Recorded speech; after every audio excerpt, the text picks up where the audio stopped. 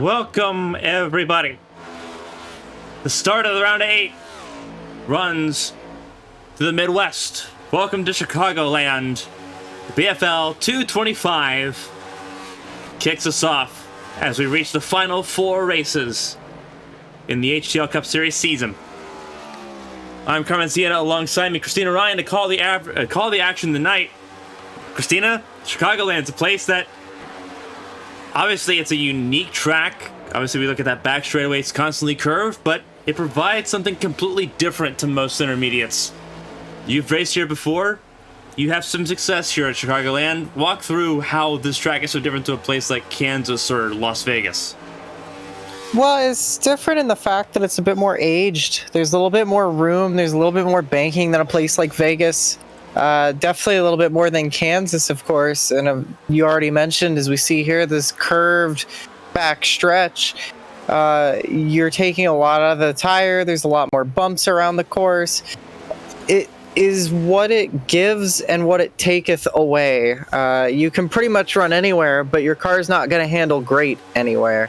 It opens up a lot of opportunity. It's a bit more rounded, not just from the back stretch, but even on the straightaways. It's a bit more rounded than the rest of its counterparts. Open wheel cars in later years kind of struggle with all those bumps, but this should be a track where the stock cars will really thrive. They like these kind of rough and tumble racetracks. That's why we love seeing them race at Atlanta, for example.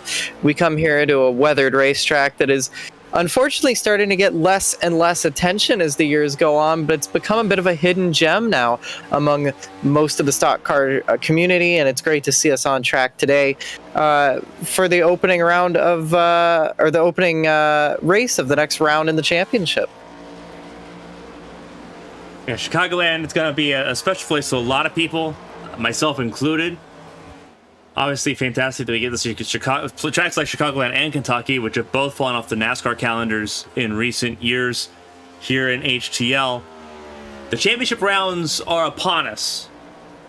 We're down to 8 competing for the HTL Cup Series championship. 4 were eliminated following last week's race at Talladega. It leaves us with Caitlin Height, Chad Slotsworth, Josh Gaiman, Dylan McDonald, Blake Henderson, Matt Smith, Dean Clavitt, and Zach Meredith as the 8 still running for a championship. The defending series champion Matthew Boone eliminated from contention. There will be a new champion this season, and now the pressure ramps up. There's no more wacky wildcard races in the fold. It's Chicagoland, Indianapolis, Bristol, and Fontana that mark the end of the season. Kristina, obviously you've done a lot of stock car stuff. You've been an eNASCAR driver. You've done a lot of things. Winstel, Court, your Court Cup Series champion. Those last 4 races, how daunting is it knowing that one mistake and you're done? And especially with races like Bristol coming up in 2 weeks, how important is it to be on form at races like tonight here in Chicagoland? How important are these races knowing that there is calamity sitting just 2 weeks away? Yeah, well, it's one of those deals, Carmen, where you kind of just need to forget what you're doing. And that sounds counterproductive, but with the way the new championship format works now, it's a lot less about driving and a lot more about stick and ball comparison. And I think the best way to approach these kinds of championship formats is to do the exact opposite of what it wants you to do. It's designed to make you panic. It's designed to make you crack under pressure. Don't play the game. Just approach it like it's any other race. You've got yourself in this position for a reason. You don't just luck your way into the top 8. You're here because you're good enough to be there. Just run your race, do the best you can, and watch everyone else around you start to crumble under the pressure. If you're treating it like it's just a random race in the middle of May, it's a little bit different. Granted, I think there's a lot of people that would disagree very strongly with me and say you should be taking it more seriously, but that's exactly what this format wants to do. I'm no fan of this format, but to thrive in it, you need to not play the game. It's designed to make you crack. It's designed to make you fail. And if you don't play the game, you can just focus on the driving. There's going to be a lot of driving, a lot of focus on wheeling and dealing here tonight in Chicagoland. As you talked about, it's bumpy or it's an aged surface. You can see that aged surface just in how textured it looks and how weathered in it is as you go from bottom to top of the track. You'll see drivers run just about every single lane here. You'll run the top, you can run the bottom, you run the middle. Obviously in the tri-oval, the apron is completely legal. But it's a looser setup, especially on cold tires. So drivers will have their hands full, especially early on in this event. Not only that, but also keep in mind it's an abrasive track surface, so the tires are going to be wearing out a lot faster than normal. And of course, with the Goodyear Eagles that we have, again, this is the second year now that we've had this next generation car with these smaller profile tires than what we're used to, so they wear a lot faster and they're a lot less forgiving once they start to wear out. We've seen a lot of people spin the car out by themselves this year, which is something that we have welcomed back, but also has caused a lot of issues. So you have to keep all those things in mind as we work our way through this as well. It's not going to be your average race. It's going to be everything but. Everyone's expecting a comparison to Kentucky, which I think many hold in regard as one of the best races, not only of the HTL season, but of the year among all the races we've broadcasted here on ABN. Chicagoland definitely could be a place to match that type of vibe as Caitlin Height clips the apron and then shoots the outside wall. The championship leader, this regular season champion here in HTL, currently sitting third fastest in the fastest of all of the playoff drivers. Bryce Brower, we said this time or two, topping the boards in practice, still winless in his HTL career, completely missed out on the playoffs after finishing runner-up last season. Completely new Championship 4 coming up. It's going to be a wild one to see who takes that advantage. We kicked off the round of 12 with Dylan McDonald winning at Pocono. And then Josh Gaiman won at Darlington. Are we going to see any random winners tonight? That's the big question for someone like Zach Meredith, like Blake Henderson, a Dylan McDonald who sits right now in 6th position. Could be vital getting a win here tonight. Yeah, of course, if you win, you're locked into the next round. It'd be nice to have to go in and have a couple more weeks of reprieve. Of course, if you're somebody like Gaiman or McDonald, or in the case of Talladega Height last week, where you didn't have to worry, being able to go out there and win now would further solidify that comfort, and that could be a big, as I already mentioned, in a playoff format that really stresses the mental strain on these drivers. It's nice to have all of that time to fall back on. It lets you be comfortable, it lets you focus ahead instead of on the right now. So if any of our chasers could grab a win tonight, it would be huge for their chances, and could be, as late as we are in the season, the momentum shift that they need to get to the championship trophy. As we approach the final 2 minutes, it's an important breakdown here looking at the calendar, because obviously we have the 3 races here in the round of 8, but then we have a week off. You've been in championship winning scenarios. How, obviously, and you talk about being able to kind of kick the can down the road almost, as far as like what you're worrying about. With that week off, how hard is it to not think about going into the finale at Auto Club? How hard is it to not think about the finale with that extra week of just empty space going on? How hard is it to kind of keep yourself from overthinking it? Well, I clinched one championship before that 1 week break before Auto Club, but I did have one that the Court Truck Championship did go all the way to the end, and the waiting is the worst part, I think. So it's a situation where, of course, you want to get it done as quickly as you can, but with the way this format works, you can't. So I think everybody knows the playing field there, but again, I think with the way this format is, it's so different. You know, you can win every single race all year long and then DNF the last race and lose the championship. And I think, honestly, again, it's probably going to be a little controversial. I don't know if people are either going to fully agree with me or they're going to start flaming me on social media for this, but it kind of takes the magic out of it, you know? I always approach these kind of knockout chase formats with well, nothing matters. Just race. win as much as you can, and if you end up in a position to win the championship on that final week, you're there with a position to win on the final week. We've seen drivers make the top 4 in real life that probably didn't deserve to. And we've had a lot of drivers in real life that deserve to be in the top 4 that didn't make it. So it's a total crapshoot. You just got to do the best you can and hope that you get yourself in. It sounds cheesy, but do your best is the only thing you can do, because you can do everything right and still end up in a situation like we did last week at Talladega, where you were in the wrong place at the wrong time and now your season's over. You can't overthink it. That's the biggest thing. Well, the time for thinking and analyzing has pretty much come to a stop for the drivers as we approach qualifying for the BFL 225 here at Chicagoland Speedway. 23 drivers, I believe, set to take part. Caleb Eichler, the only driver that will not take part in qualifying, serving a penalty from last week in Talladega. But we will see the return of a Brandon Proudfoot in the number 18. Race winner at Gateway, podium finisher at Kentucky. He missed Talladega, so he gets to roll first here in qualifying. And you'll watch as other cars will join him in the qualifying queue to get things going. For those that are not familiar with HTL Cup qualifying procedures, you get an out lap and 1 flying lap. So you got to make it count. You don't have time to think or adjust. You just got to go for it, as Kristina was talking about there a second ago.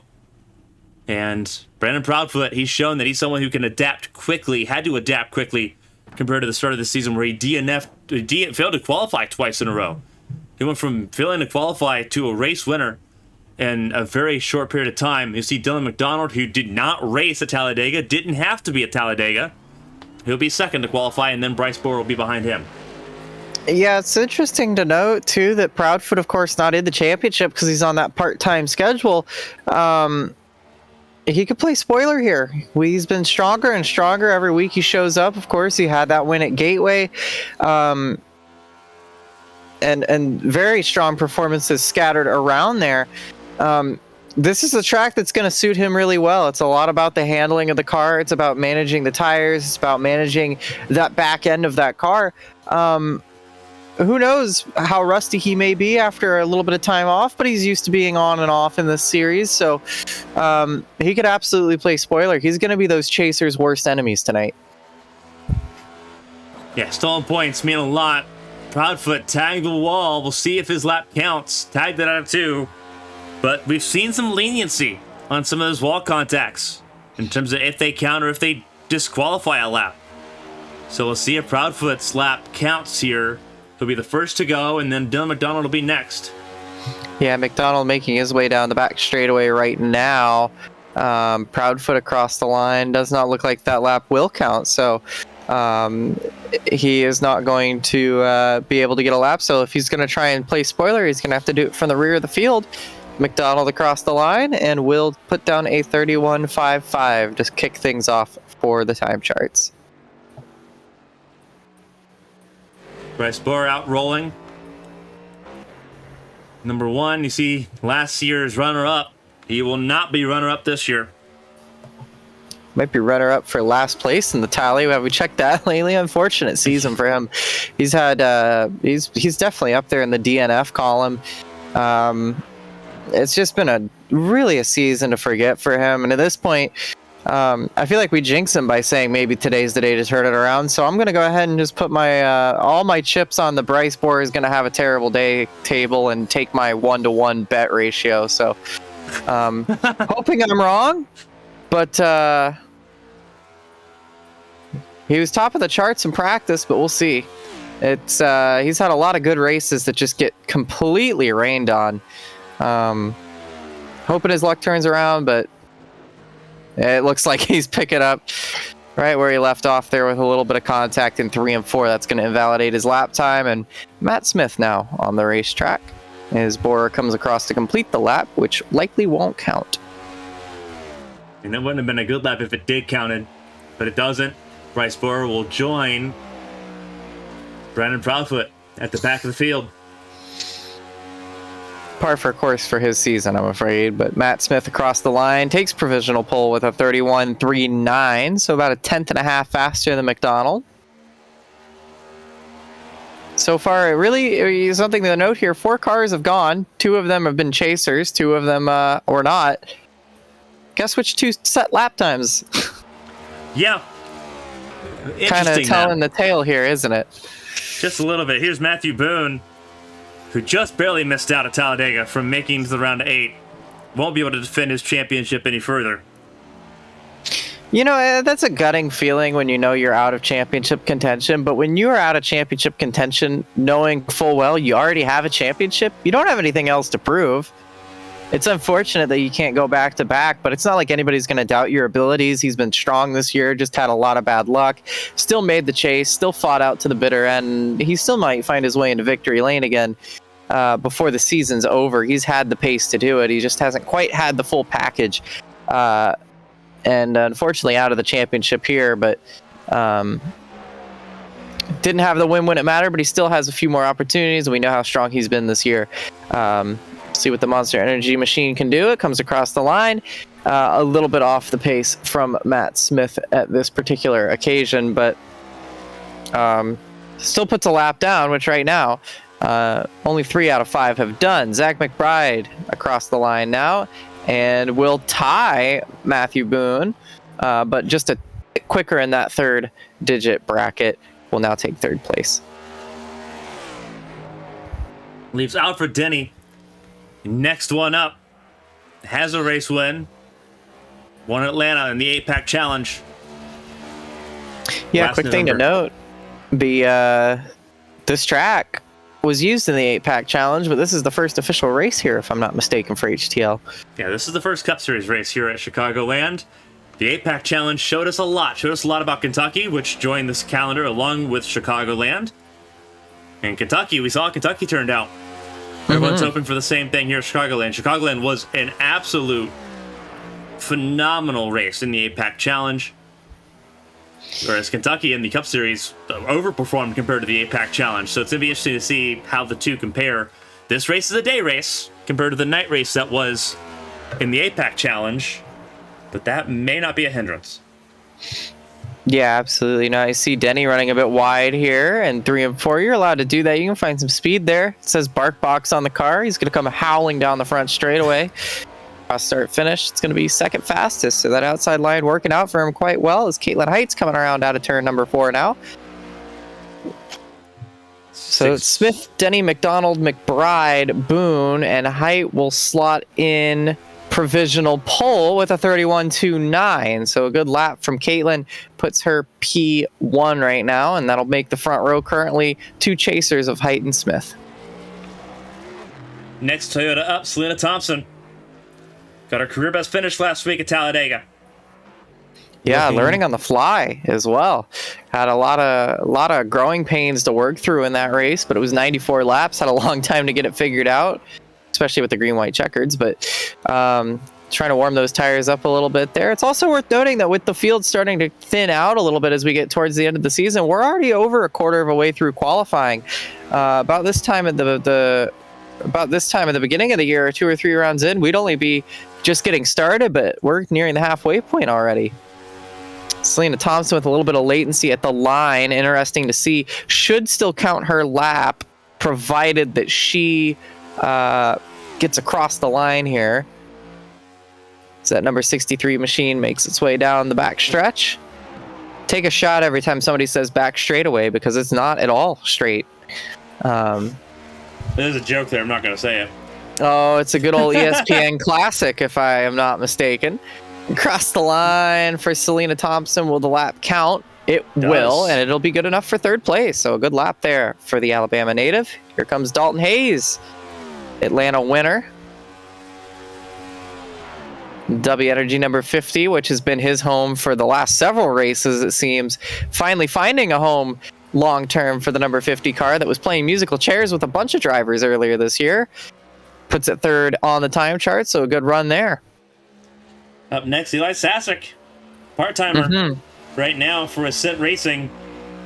Could go full-time next year. Going to be a lot of interest in the free agent market and all the new teams set to come into the series for Season 4 that'll begin in August.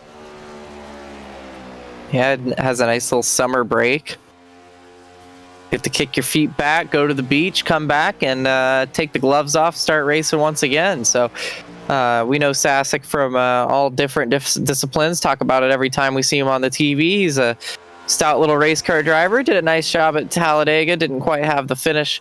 Well, had a decent finish, but was running up front for a lot of the day. Just didn't get the win that he had wanted to get. Meredith on track as well, just behind him. So a couple Toyotas out there. Meredith going to be the 4th chaser. So it'll be half the chasers that have qualified this time by. And where does the 99 go? Just ahead of Hayes in P3. Eyes now on Meredith in the 39 machine. Meredith tagged the wall and will not finish his lap. So that's unfortunate for him. He's going to have to start it from the rear of the field. Also having some latency issues there as well. Yeah, a lot of latency issues there for the 39 Meredith. Did not count his lap time at all, which is a shame because his first sector was fastest of everybody so far. Mm-hmm. So that lap's a complete wash now as Tommy Withers comes out back in the 41, the BFL car, sharing this title sponsor of the race, as he did last week in Talladega. BFL sponsoring 3 races this season. Sponsored Charlotte, sponsored Talladega, and sponsoring here tonight Chicagoland. And Withers going to try to put that 41 near the front like what he did on Wednesday in the ABN duels at Daytona. Won his first ABN race. One duel won in that event. So a lot of momentum there in that 41 TM for Tommy Withers as he tries to now get his first win in HTL. We'll see how he runs in qualifying. Had a good race on Sunday. Just a little bit more, though. Yeah, I've been finding his footing here in HTL. You know, he's pretty stout everywhere else, as you mentioned, of course, in the Box Cup Series, right up against that safer barrier. Just about gets away with it across the line here. Will it be fast? It looked fast. It is fast. P2 puts him on the front row alongside Caitlin Height. That's good company there with Smith and Sasek in tow behind in that second row now. Gary Donaldson in the 22 machine trying to make a statement here. Still looking for that first win. Finished 3rd twice. Going to be currently starting in 3rd. He moves himself up into the second row of the grid alongside Matt Smith. Next up is going to be Blake Henderson, the 25. Somebody's got to tell Selena Thompson she can't park there. Right? Perpendicular in the pit lane there. Straighten out. Parked at a bad angle. And I thought it was an F1 pit lane. Close to the garage area. Yeah, something like that. So Blake Henderson no longer. The same week we had a good nickname for him. Apparently the internet woes have finally been solved. I guess they gave them all to me. Blake Henderson on track in the number 25 now. In the Zaxby's machine. Had a lot of info to give us pre-race. Has a lot of knowledge coming into this one. See if he can use it to his advantage. He has been having fun behind the wheel here. Yeah, he's been having a bit of a late season surge. Made it into the round of 4 last season, but the competition's got a lot more fierce, to his own admission that it's been a lot harder this season than it was last season. Just the different faces and having to learn and adjust, as obviously this car has changed. The Gen 7 cars have adjusted so much. And it's probably a good thing that this season will be pretty much wrapped up by the time the next build of this car comes out. Pretty much, but hey, look at that front row provisional pole for Henderson. So imagine that, you get the latency woes ironed out and suddenly you're a lot more confident.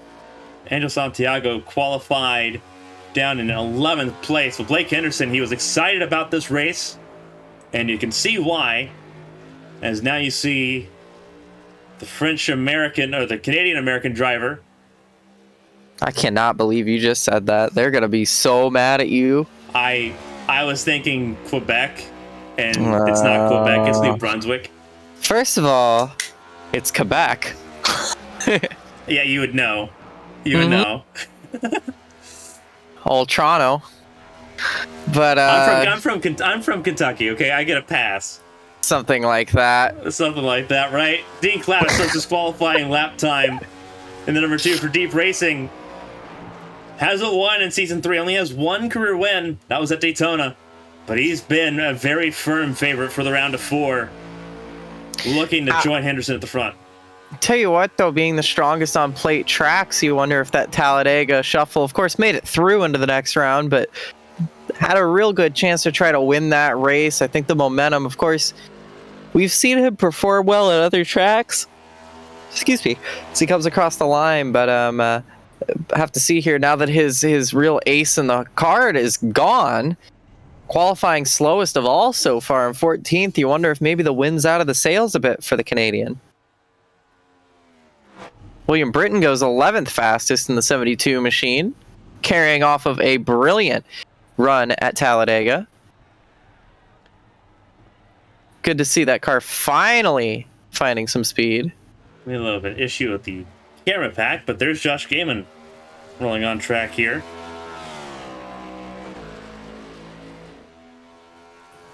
Down the back straightaway now.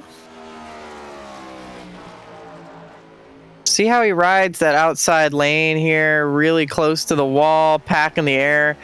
They do have the air bubble in these cars, so pack in the air on that spoiler, going to try and get that momentum to start the lap. Gaiman's got the technique down. I think his biggest crutch is sometimes he gets a little too excited in race scenarios. Look for him to try and steal Henderson's pole away here and maybe knock Height off the front row. We've seen him take some pretty stout performances, of course. He's got 3 wins in HTL. I'm pretty sure he's racked up a couple of poles at HTL as well. If not in HTL, he's definitely gotten them in other disciplines. Looks like a solid lap. We'll see if it was as fast as it looked across the line. Number 61, put him top of the boards. Told you. Knocks Height down to 2nd alongside Withers. Knocks Smith down to 6th. McDonald out of the top 10. And now it's Gaiman and Henderson on the front row. Ryan Moutre up next in the 44 and is going to put it on the 2nd row and knock Withers down and Smith out of the top 6. Great lap for Moutre and what has been a last gasp surge here at the tail end of the season. Moutre's really had a career year so far. He's been, obviously this season it's been a lot more competitive, and he's been punching above his weight class compared to what statistically he's shown in the first couple seasons. He's had a really good season, a really good building block for him going into season 4 next season for Tombstone. I would not be surprised to see Moutre crack in and possibly be a dark horse to make it into the playoffs next year, just based off of how he's done this season, and obviously the results he's starting to get now in these closing stages. Something's clicking in that 44 cam. Absolutely, and it may have something to do with the sponsor on that car. Notice how he hasn't been stressed at all through these Chase Championship races. I don't think it's because he wasn't in the championship. I think he's got a little 3-chi in his pocket. Speaking of drivers who are a little relaxed, Shad Swatsworth pulling off the win to make it into the round of 8. Comes out of turn number 4 for car number 4, and across the line, it's going to be position number 1. Number 1 steals the pole from Josh Gaiman as the final chaser, mind you, to qualify. Brilliant lap, picking up right where he left off. We talk about it all the time, Carmen. We talk about momentum. We talk about confidence. We talk about the mental aspect. I think we're seeing it on display right there. Swatsworth from victory lane to pole position, and I believe he is the last one. So that'll give us Swatsworth and Gaiman on the front row, which was shocking enough. But then you have Henderson and Height in the 2nd row. So you wonder, only 4 make it, right? Out of this 8. The top 4 are all chasers. You look a bit further down, we have to keep looking a bit further down to find Matt Smith, who's towards the tail end of the top 10, and then everybody else outside of the top 10. And you've got Dean Clavitt, who was the slowest of all. Not a great start. And then you got Meredith, who didn't even get a lap in. So this is not how you want to start this next round. You need to be on top of it. This is where the intensity starts to pick up a little bit if you're already stressed. 5 minutes of warm-up already underway. We've already lost a minute. Everyone getting last-second adjustments in. You see Bryce Borer running around the outside lane. You'll see a lot of cars running the outside lip here at Chicagoland once we get this race underway. Yeah, absolutely. Quick thing to note, Caleb Eichler was scheduled, but forfeits qualifying. So the 27 car is here, but Eichler not able to qualify as a result of outstanding penalties. So we'll be on the grid, and it's currently, well, was for just a moment there, the fastest on the board in warm-up, but the number 27 will be on the field. Oh, Borer getting really comfortable. There you see the air bubble in effect, keeping him out of that thing. It is such a strange feeling because you feel like you're going to hit the wall and then suddenly the air just goes, no, I've got you. It's like it's a hand reaching out to hold you. I'll tell you what, Bryce Borer needs a hug. I think he's got enough hugs from the safety barrier. Yeah, that's what I was talking about. I think he needs an actual hug. Poor guy. That's why the AMR safety crew is here. Well, he's hugging the safety barrier again there. Flirting with it, asking it if it wants to go out on a date, maybe have a candlelit dinner, maybe go for a long walk on Chicago Pier. Which, by the way, isn't too terribly far away from Joliet, Illinois, which happens to be in the middle of freaking nowhere. Driven by the track before, it's just sitting there, as most ovals do. But I'll tell you what, it's only about an hour or so away from the Windy City. Speaking of, Carmen, what's our weather looking like right now? How is the wind here in Joliet? Glad you asked. Windy. Miserable. It is miserable. This is the worst it's been all season long. 17-mile-an-hour winds.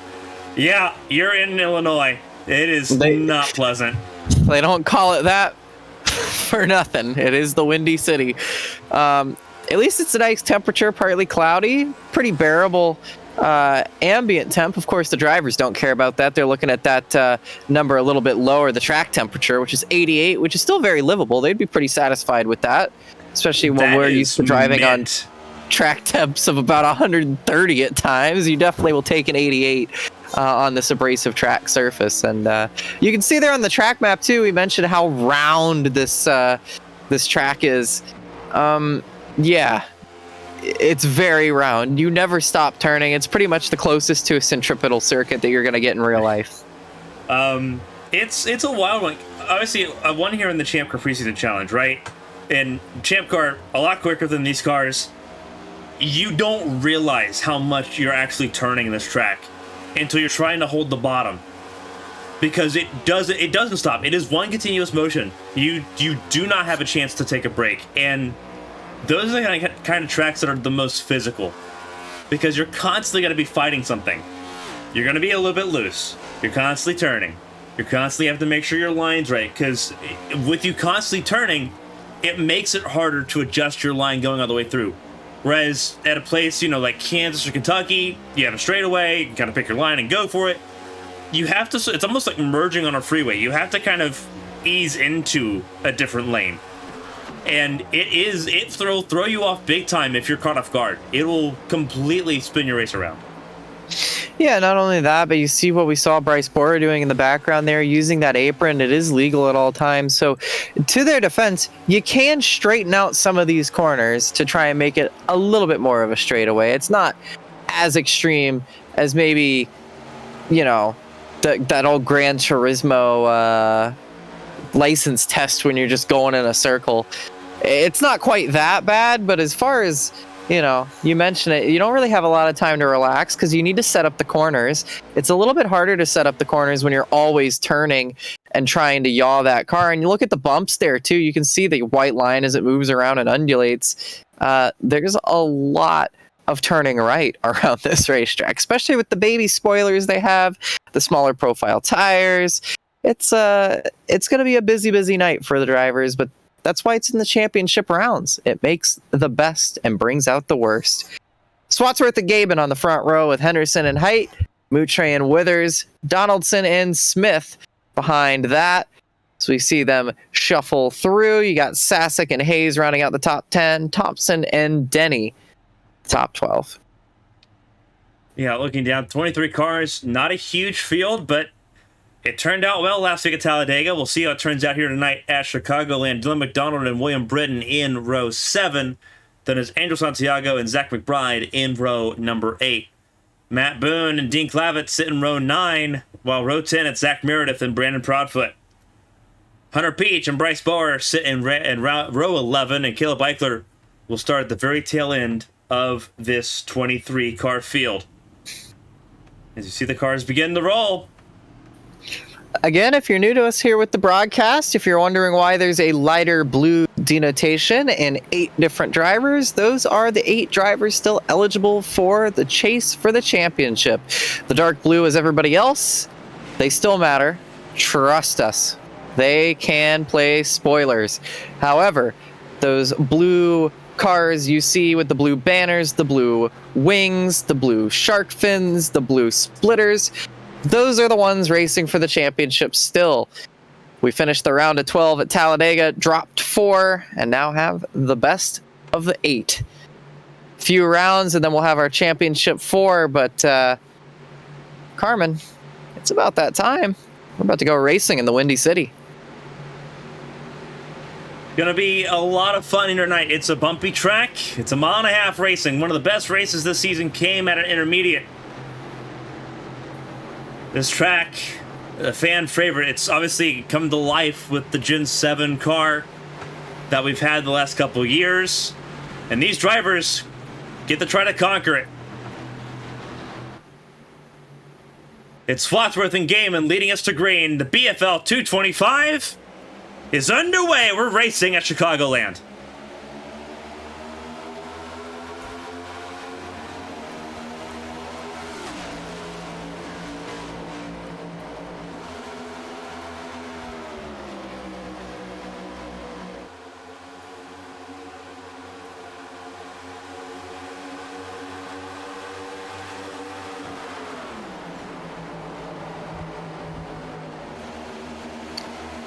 Boy, Carmen, I tell you what, they wasted no time slamming each other's diffusers coming down the front straightaway, and you saw some close racing already. Swatsworth gets the breakaway, basically wins the whole shot, and we got 3 wide, maybe a little bit of 4 wide down the front straightaway throughout the field here. There is 4 wide, center of your screen. And there it is.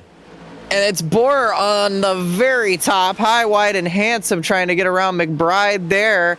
And you talk about those mistakes you don't want to make. Meredith is right in the middle of that. He's passed more cars than anybody in the entire season. We talk about it all the time. He's going to have to rely on that here, but he's got to be careful because a wreck here, it could be an unrecoverable gap.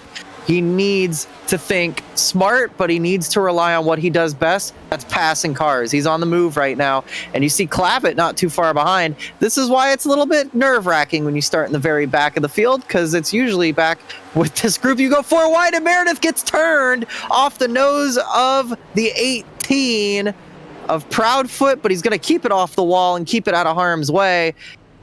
It's almost like we could see that one coming. Funny how that works. We've seen a thing or two of that, I believe. Yeah, credit where credit's due. Brilliant job hanging on to that. You saw how he spun it out, kept it out of that wall. You're going to see right here, he moves down to the middle the same time that Proudfoot tries to move up the racetrack a little bit. You'll see it right there at the bottom of your screen, the camo car, the black car, and the white and red. Kind of gets the meat in the sandwich, moves down a little too much. That's a self-inflicted error, I'm afraid. Proudfoot was there. But you watch this bit of driving here. This is the scary part. Luckily, when you're at the back of the field like that, not many cars are left to come hit you. Caleb Eichler, that 27, the last car in line, lights it up there to keep it from sliding up into the wall, spins it back down, keeps it out of the grass, doesn't have to worry about beaching it, gets it going again, and light enough contact that there's probably no damage at all, probably not a whole lot of damage to the tires, and really no harm, no foul, just unfortunate.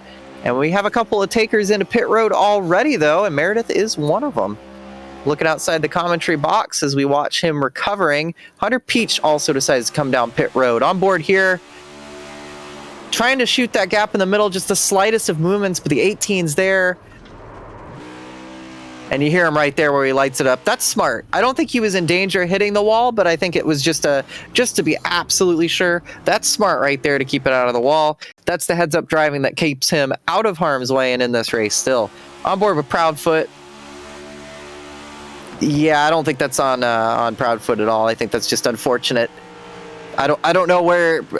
I think the argument would have been Proudfoot should have moved down, but he's there. Car low.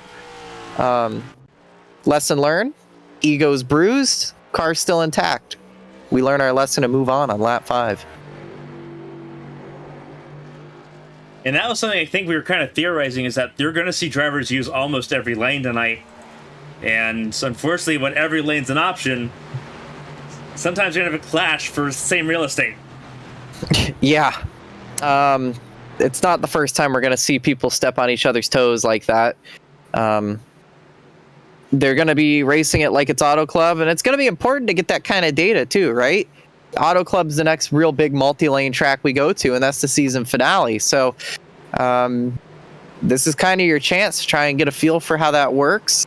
It's like mini Auto Club for these drivers. It's not quite as effective, but we will be seeing similar things happen in California in about a month's time. But up front, it's still the 4 that started on the front row, or in the front 4 that are still there. Shuffling around a little bit. Height got ahead of Henderson. But Swatsworth and Gaiman out front. Moutre and Withers, Donaldson, Hayes, Smith and Sasek. Not much has really changed up front. It was kind of towards the back where we saw the calamity and the shuffling, but 5 laps in the books. Going to put a 6th to rest and go green entering lap 7. There's 150 laps here. Still have all cars running, and on the lead lap, Meredith and Peach made a stop on the pit road to check for damage and maybe do a tire check. I don't imagine anybody would use their tire set already. Not even Meredith. Pace car is going to go off. We'll get ready to go again here.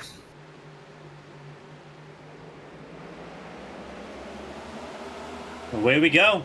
First restart of the night here at Chicagoland. Yeah, good start by Swatsworth. Good jump. Gets back up to the top so we can get that full arc. Height looking on the inside now of Gaiman. Gaiman going to kind of come down. Remember, side draft still very prominent in these cars. That's another thing they're going to have to keep an eye on tonight. Front 4 breakaway ahead of Moutre. And then Withers in the back fighting side by side with Dalton Hayes. And it's still a gaggle in the back, as you can see the battle for second behind Swatsworth, who is loving this.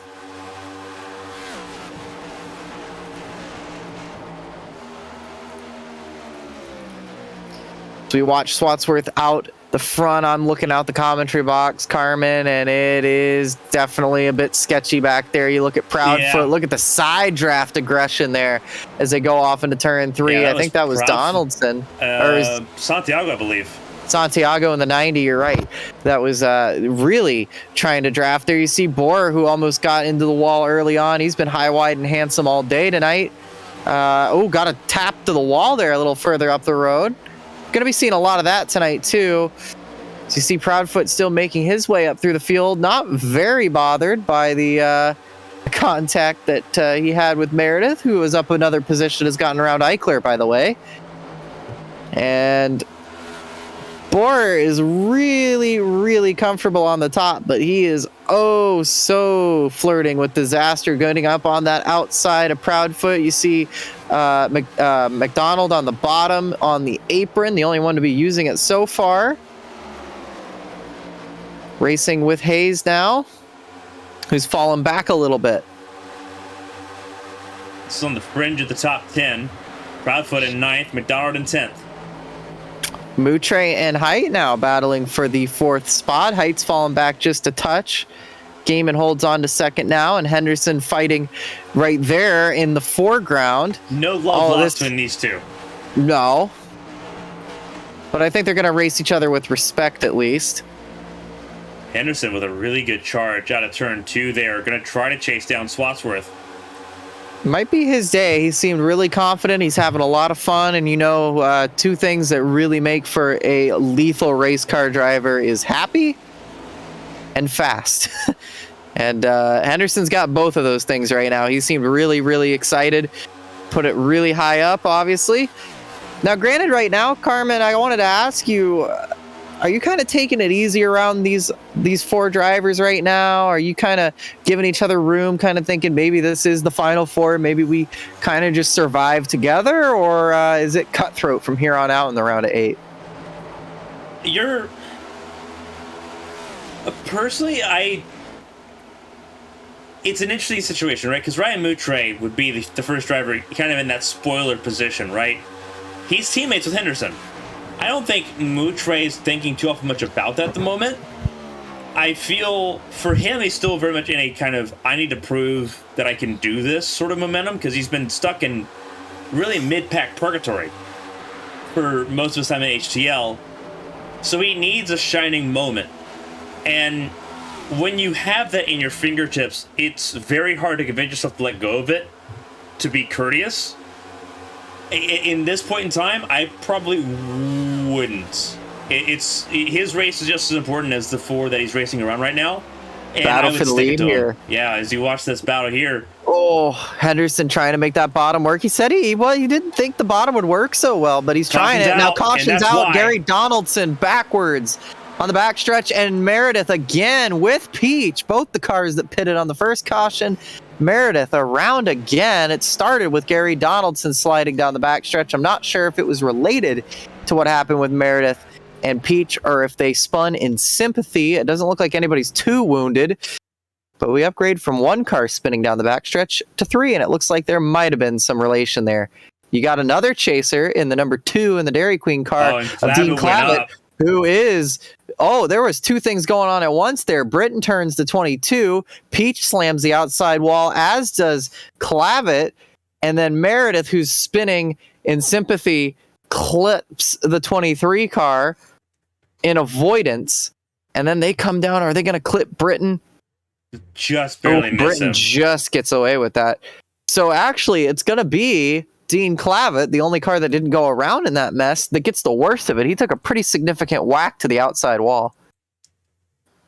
Yeah, so here's a good picture. Here's a good full look at it here. As we can zoom out here, we're going to go back to our chopper cam. Good old reliable here. We're going to begin playing slow motion. You're going to see Donaldson's down the bottom. He looks loose. He gets down and he gets loose and clips the apron and gets even more loose. And he shoots Clavitt up the hill. Yeah, and then because he's out of momentum, William Britton can't react in time. Looks like he actually net codes him. Big hit for the two of Clavitt there. And yeah, I think Britton actually kind of just gets lucky and net code pushes the 22 all the way through that, and Meredith comes up and tags Peach trying to avoid the melee.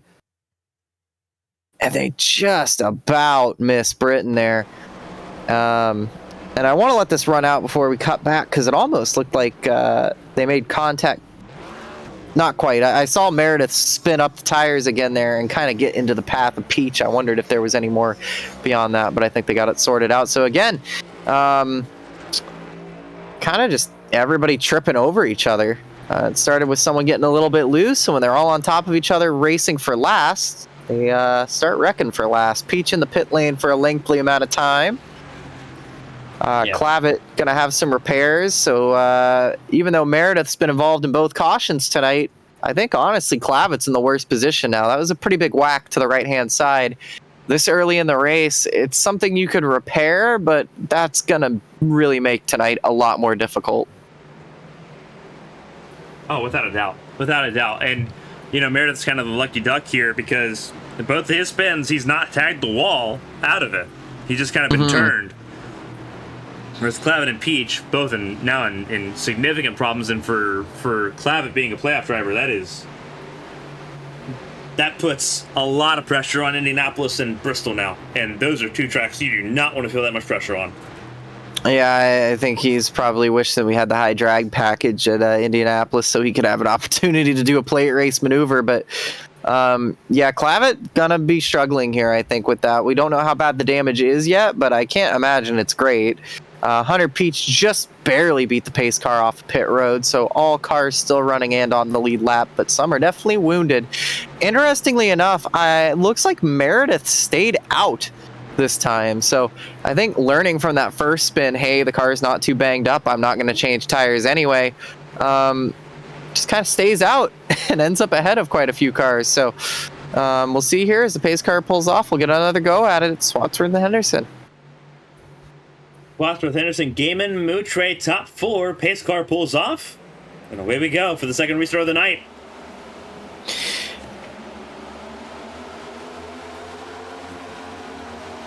Stage 1 ends, by the way, on lap 25. So there you go. We're racing for the next 7 laps at the line now. So an 8-lap shootout to settle stage 1. Makes sense why Meredith stayed out then. And of course, if you're Dylan McDonald right now, you're sitting in the middle ground. You're watching 4 drivers ahead of you have great days so far, at least in the first stage. You're watching the 3 behind you have not great days. Those stage points can be important. It's important for you to try and fight to stay in the top 10 here. They can either mean everything or nothing.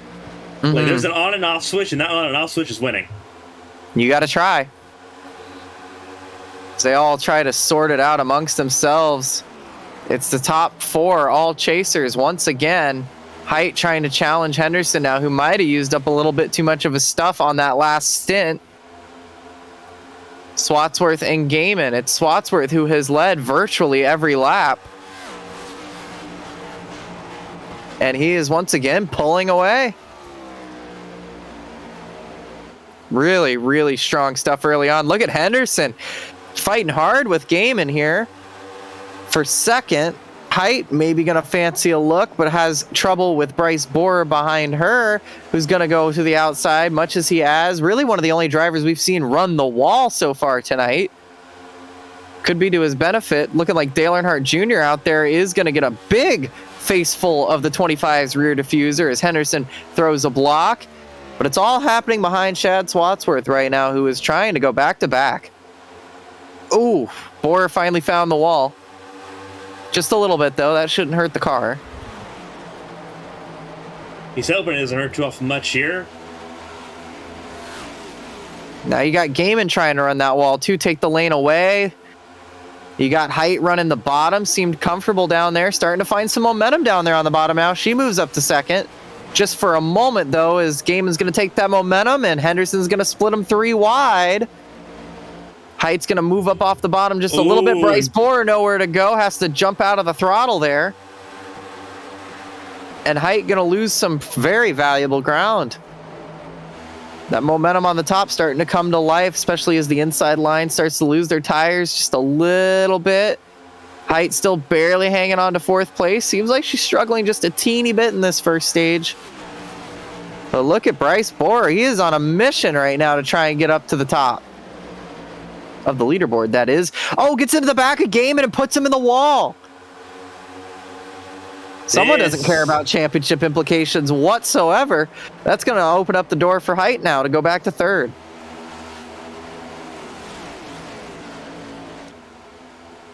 Very interesting how this has sort of devolved here. Coming to 2 to go in stage 1.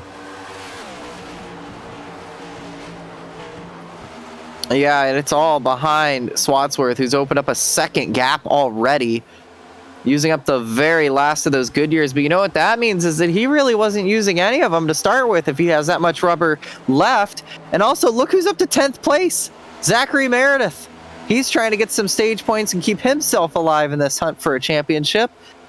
As they come across the line for the white flag in the stage. McDonald shuffling around there, trying to get around Sasek and Borer. Height trying to work on Gaiman. Henderson pretty safely in second now, but Gaiman going to have a run. Does he try and go for a move into 3 and 4? I wouldn't put it past him, but he's going to try and go around the outside now. It's all behind Chad Swatsworth, who's going to win stage 1, picking up right where he left off at Talladega. And then it's going to be Henderson, Gaiman, Height, Proudfoot, McDonald, Sasek, Borer, Moutre, and Zachary Meredith. After being involved in both cautions and on tires he's had 2 spins on. gets the final stage point. And critically, McDonald picked up the pace there at the end.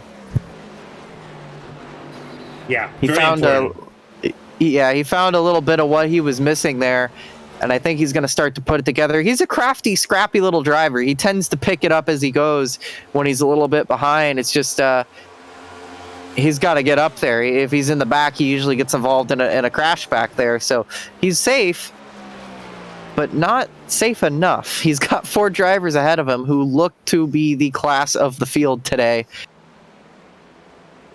But he got those critical stage points over Meredith, over Smith, who didn't get any stage points, and Dean Clavitt, who is struggling with that damage on that number 2 car.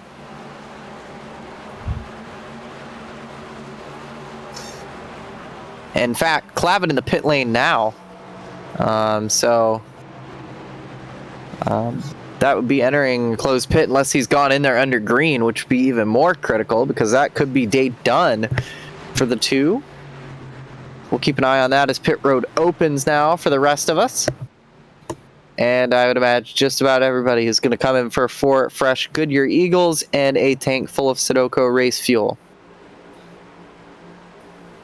William Britton stays out on a gamble.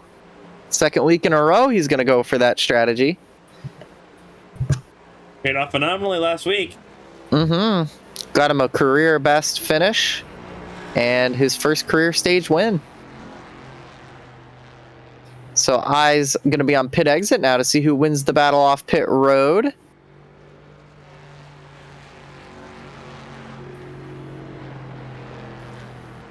And Santiago, and hearing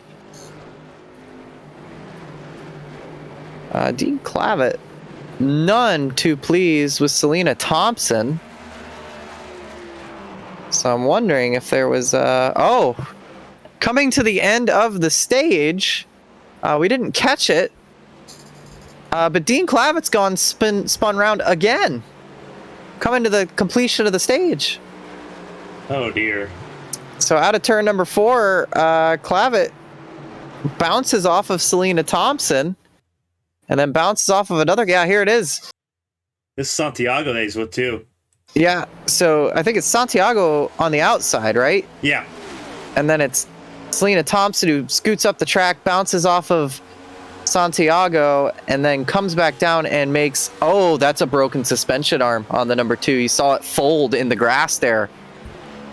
So we'll see if we get another look at it there. It looked like Thompson got tight in the middle, and then they all started bouncing off of one another.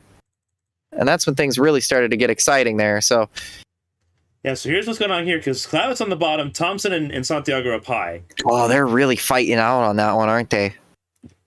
Just a little bit, and it's going to be... These cars are a lot better now, but they're still very bouncy as far as how they react. Yeah. I mean, you see Thompson basically leaning on Santiago there, gets tight, bounces off, comes back down, probably panicking a bit, bounces off of Clavitt once, gets back into Santiago, then gets back into Clavitt. And I think that secondary hit there is what breaks the suspension arm, because you're going to see it spin around here. And if we can quickly change camera angle, you'll watch it here. Right there. It gives way, folds in, and that was probably, we have to cut back to live here because we're about to go green, but that was probably a product of the developmental damage there. Already had damage from smacking the wall, that extra damage bouncing off of cars, then the torsion from the grass. Not a great recipe.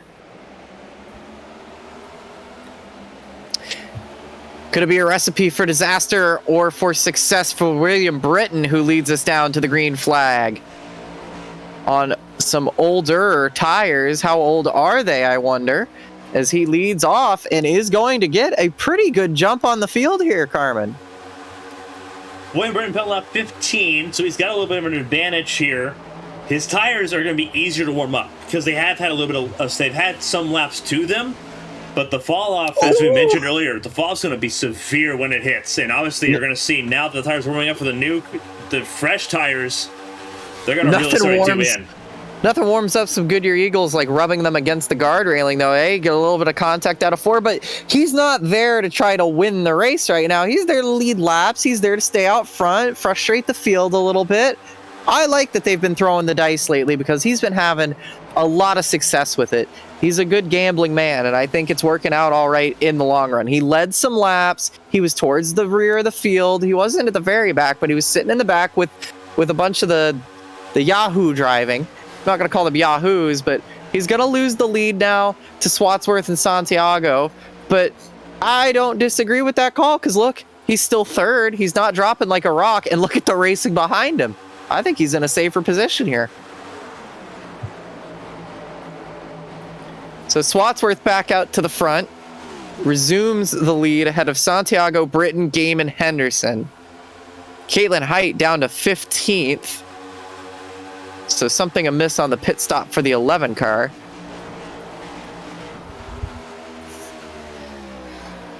The battle for the lead between Santiago and Swatsworth heating up. So while it may have ended contention for the two of Clavitt, the 90 car still running strong, and Clavitt's still in the pit lane. So day done effectively for the Canadian, and that is not how you want to start the round of 8.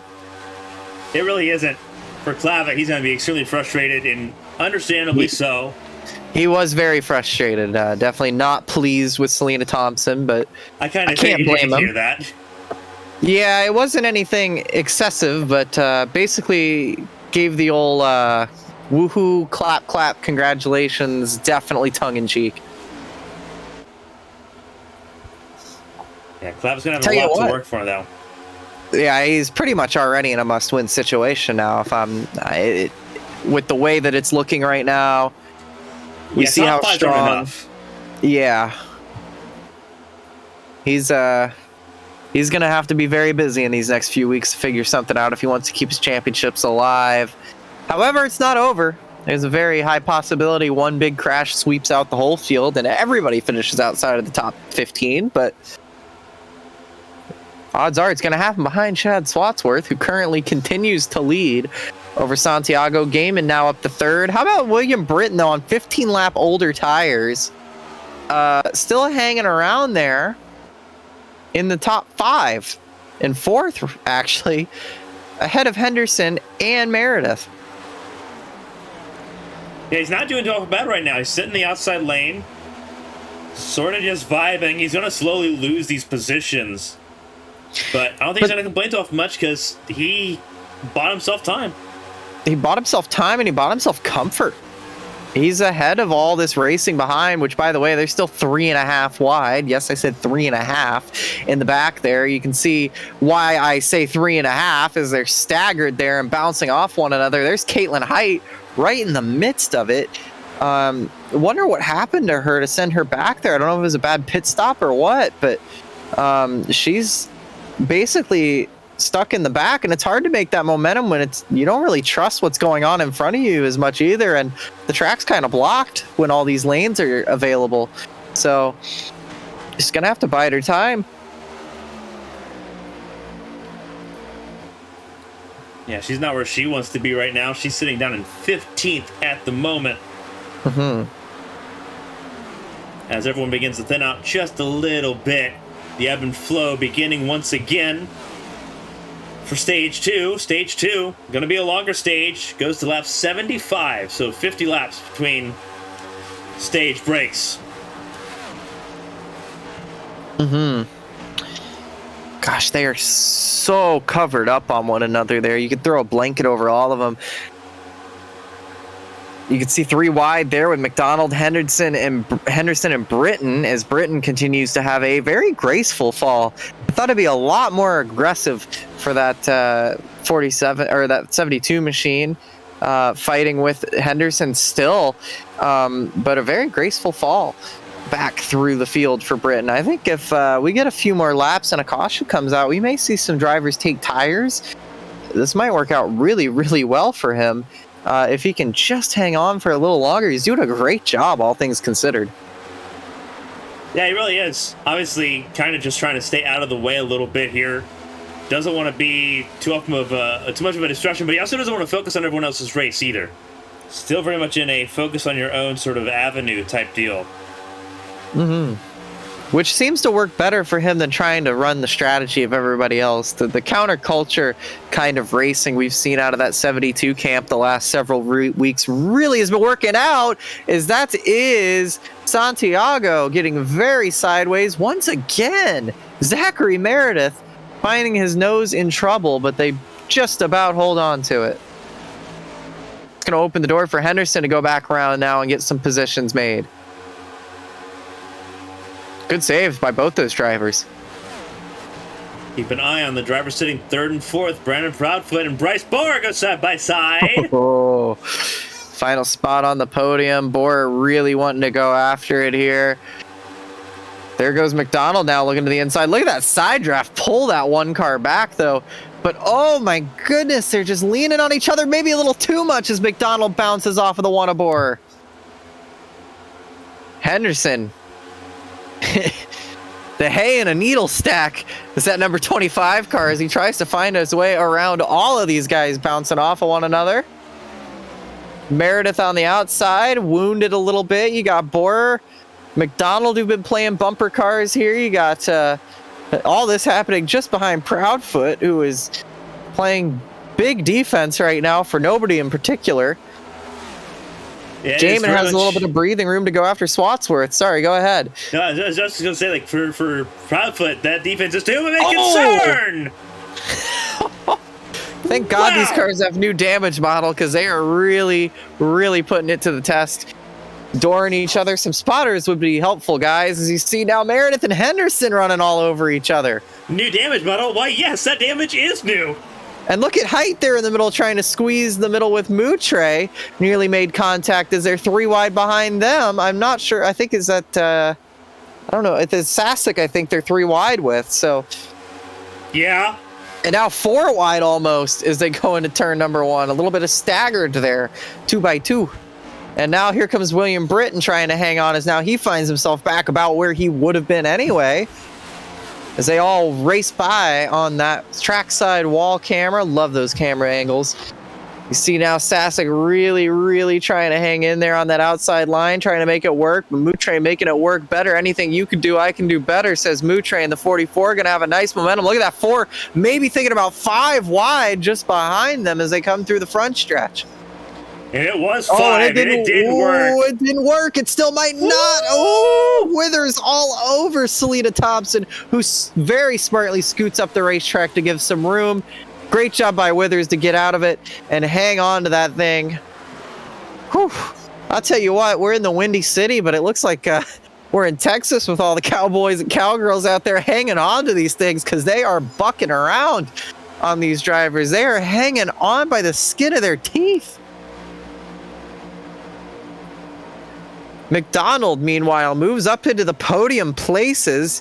Gaiman still chasing down Swatsworth. And oh, by the way, we're nearing the end of stage number 2 and not too much time. Almost halfway through stage 2. Halfway of stage 2, slap 50. Yeah, this one has flown by a lot faster than the first stage has. The laps are clicking off, but it feels like we are tempting fate a bit too much here. Meanwhile, Dean Clavitt back on the racetrack, 14 laps down. Going to be big wheeling it, hoping for some calamity ahead. Want to note, 6 of the 8 chasers in the top 7. Yeah. So, you think they're the best drivers left in the championship? I would say probably. Hard to argue against it. Very hard to argue against it. Mm-hmm. And you got Proudfoot, who arguably should be there if he had run a full schedule. And then Moutre, who's had a great run as of late. Hayes, who was in the championship, but eliminated early. And Bryce Boer, who is having... I'm not going to say anything. We'll just keep an eye on that one. Watch this space on the number 1 car. 1/3 in the books now in elapsed time, and halfway through stage number 2, it's Swatsworth, Gaiman, McDonald, Proudfoot, Henderson, Height, Meredith, Hayes, Boer, Moutre, Sasek, Peach, Thompson, Withers, Santiago, Denny, Boone, Donaldson, Smith, McBride, Eichler, Britton, who's now 1 lap down and made a pit stop under green, and Dean Clavitt, 14 laps down from crash damage. That is the field as they run at the 1/3 mark. That was a pretty quick rundown. See Height and Henderson battling behind Proudfoot there for position. I think maybe Henderson used up a bit of his stuff again. Not too much, but we tend to see him make really strong pushes early on and try and get all the distance he can. And some green flag pit stops here. Josh Gaiman into the pit lane this time by in the 61 machine. And the 18 as well. And Meredith. And Denny. It's a round of green flag pit stops, Carmen. This is going to get exciting. Very tough pit road to enter. I have a lot of fun memories of pit lane here. This is where everything was kind of decided at the preseason challenge for Champ Car back in November. You have to be aggressive, but you think you're turning the wheel to the left a lot normally. Try getting in the pit lane here. The pit lane's curved too. No one is safe from turning left at Chicagoland. You really aren't safe ever. Here comes Swatsworth. Everybody made it in safely the first time around. Swatsworth in safely now too. A couple other. Oh, Matthew Boone spins into the pit lane. He gets it under control. He just about, sorry, I called it prematurely, but I would have sworn he was pointing backwards. He got that thing woed down. You'll see the skid marks next time around. And I'm not talking about the ones in his fire suit. Great save by Matthew Boone to get that one woed up and in the pit lane. He's going to get it into the box safely, and I think he's going to get away without speeding either. We'll have to keep an eye on that. Selena Thompson pitting caution. And Kalen Height, very wise to avoid entering pit lane. It's almost got a penalty there. Yeah, Britton perpendicular down the back. Oh, Britton has taken a big smack. There's a lot of damage on that car. He's sitting. I think he's got it moving now at least. But let's take a look here. He pit a few laps early. He's just dropped it. Oh, he's just dropped it on his own. A hard impact to the outside wall. No save for barrier there. And camera's not going to show it because that car comes to a stop before. Yeah, watch here. Yeah, I think you're right, Carmen. Gets down on the... Yeah, he grips the white line and just sinks it. Very similar to what we saw from Gary Donaldson, but a lot more dramatic of a result. And you can see... Yeah, watch this here. Just parked for a moment in the middle of the racetrack trying to get his bearings.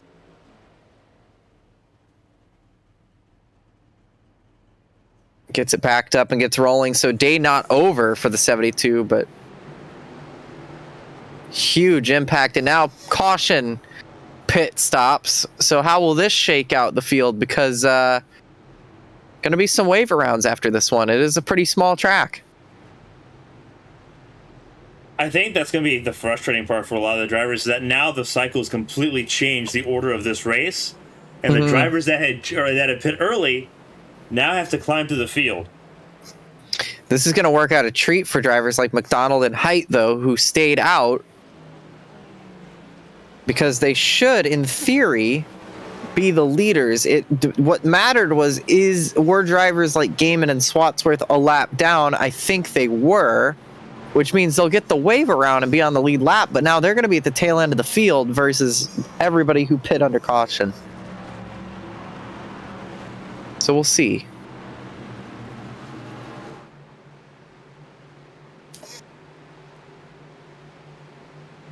But this will work out nicely for Height, who, by the way, remember, had that really poor pit stop under caution last time, ended up back in the deep teens. All these cars are going to get wave around. So she's going to end up being, I believe, Carmen, the leader of this race when we go back to green. So yep, it will be her, McDonald, Moutre, and Sasek top four. So a little bit of luck in the 11 pit, bailing her out from her mistake, and then McDonald, who was just hanging around, did a nice job. He's gotten lucky as well. This is a great opportunity for someone like Ryan Moutre here, who has had a fast car so far tonight. Has looked racy, looked feisty.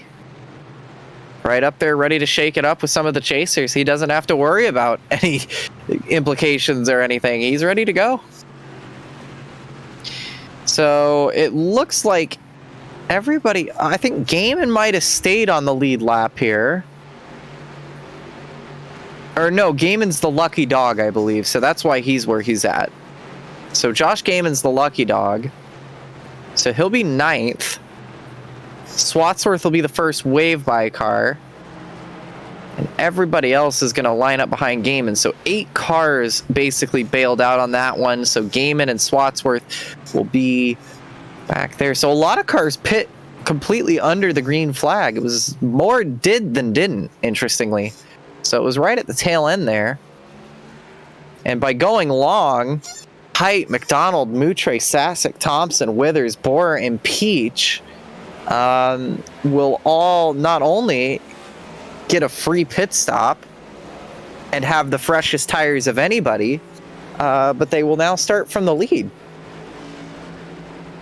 Rather be lucky than good. Luck's the intersection of talent and opportunity. It helps to be both. Yeah. In the case of McDonald and Height, I think they do have both here. They get the opportunity, now they have to capitalize on it. For somebody like Hunter Peach, who had a pretty terrible start to this race, good opportunity to try to turn things around. Bryce Borer, kind of where he's been all day. Eli Sasek with an opportunity. Selena Thompson up front for the first time today. Let's see what they can do here as we get ready to go back to green flag racing. 21 cars on the lead lap. William Britton has lost a lap under the green flag pit cycle. Obviously didn't take the wave around because was the cause of the caution. Had to fix damage. So we'll stay 1 lap down and Dean Clavett several down. Here we go. Titan McDonald leading us to green. We're back underway. 17 to go in stage 2. Good jump from Height. First laps she'll lead today. It's bonus points, which are important. See how she does in the clean air. She seemed to struggle a little bit in traffic. I wonder if she has the full racetrack to her disposal. If she'll kind of put on some of those Caitlin Height stints we're used to seeing out of her in stock cars. One of the front runners, obviously, to be in the Final Four.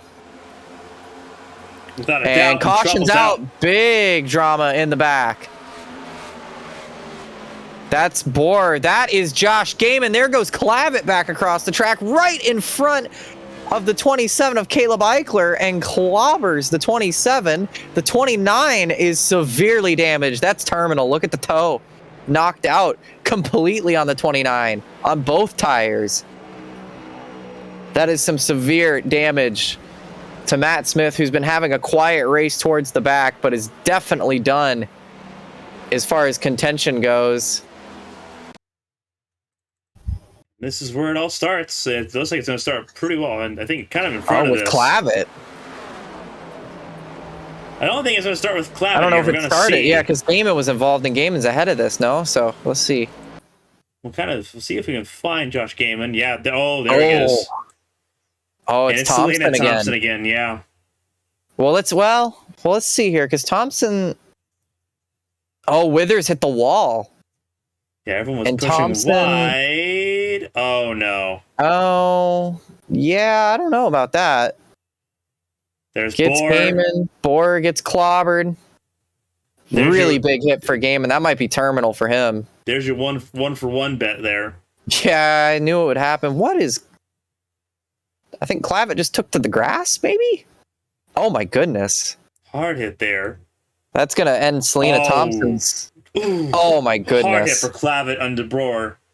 That's going to be, yeah. If he wasn't done before, he's done now. Doesn't hold, ooh, really. Oh. You know, for a guy who was yelling at other drivers, kind of let that one just roll back down the track a little bit, but maybe there's a lot. It looks like there's a good bit of damage on that car, so maybe I don't have the full story there. I'm not in the car, but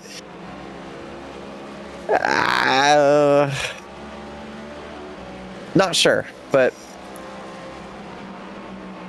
what I wonder is, did he lose it in the grass on his own, or Or no, it was Bor that came back down and clobbered him, right? Into him, yeah. My. We have some onboards while we send her to caution here. This is onboard with Clavin. You're going to hear the impact here. Rolls to the grass. Bor, nowhere he can go. Oh, because he's damaged at that point, obviously. And Clavin, at that point, he's kind of just sailing. He's turned into a ocean liner at that point. Yeah, not really as bad on second thought there. I'll take back my statement there about kind of letting that one roll. I think he, I'm not really sure. Yeah, here's Gaiman, kind of bystander on this one. Yeah, I hate to say it, but that's kind of all Selena on that one, I'm afraid. Because Withers hit the wall, and I thought maybe that's what caused that, but it looked like they had gotten that one sorted out, and kind of like what we saw from Thompson earlier, just kind of lazily slides up or down up earlier, but this time kind of lazily slides down the track, and that has big ripple effect on a lot of drivers. Look at one more onboard. There's Matt Smith, and there's where his damage comes from. You know what? That's a killing blow for Matt Smith, but it also takes out Thompson. So that's a double kill there, and that's unfortunate for Smith, but that one was... I would like to see that one from a little further back, because it kind of looks like he just plowed into that one. A little more context would be helpful. Yeah, because there's Clavitt to his inside. Yeah, well, Clavitt arc a brake to the inside, but got unfortunate. You'll have to tell me, Carmen, I can't hear if he lifts here. He is lifting out of the throttle. Well, he never looks like slams the brakes. Target fixated, I think.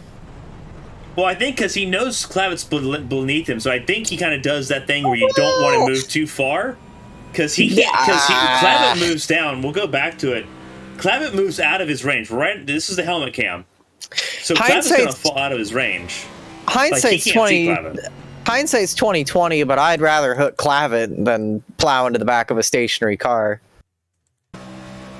I think that would be less damage for me, but the better option is to just slow down. They're at the back of the pack anyway. You can see the cars in the mirror slowing down. I'm not really sure why, with everything on the line here, why both of them didn't check up a little more, but...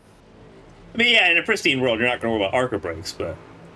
Yeah, I mean, it wasn't terrible, but you got to think about everything on the line there, you know? You got... For Matt Smith especially, your eyes are getting wide at that point because you just watched Gaiman smack the wall at full speed, and he was one of those top four. I don't know. That'll take some people out of the race, no doubt. We have 18 still running. And this is a big opportunity for Meredith because there's 4 chasers. You got Henderson in 11th, Meredith 15th. He could try to race his way out here with Henderson and have this be a fair fight. Henderson's not been great in dirty air. But you know what this all culminates with as we go back to green. Gaiman would have never been there if it wasn't for the caution mid-pit cycle. Uh-huh. Great start from height. We'll just let that one simmer a bit.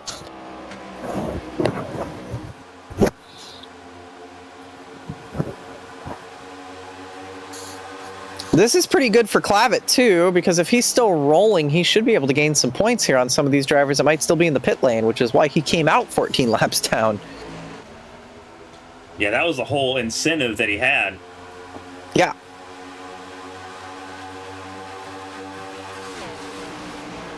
Granted, it would have helped a little more if he also wasn't part of it, but Matt Smith has come out despite all that damage with only 4 laps down.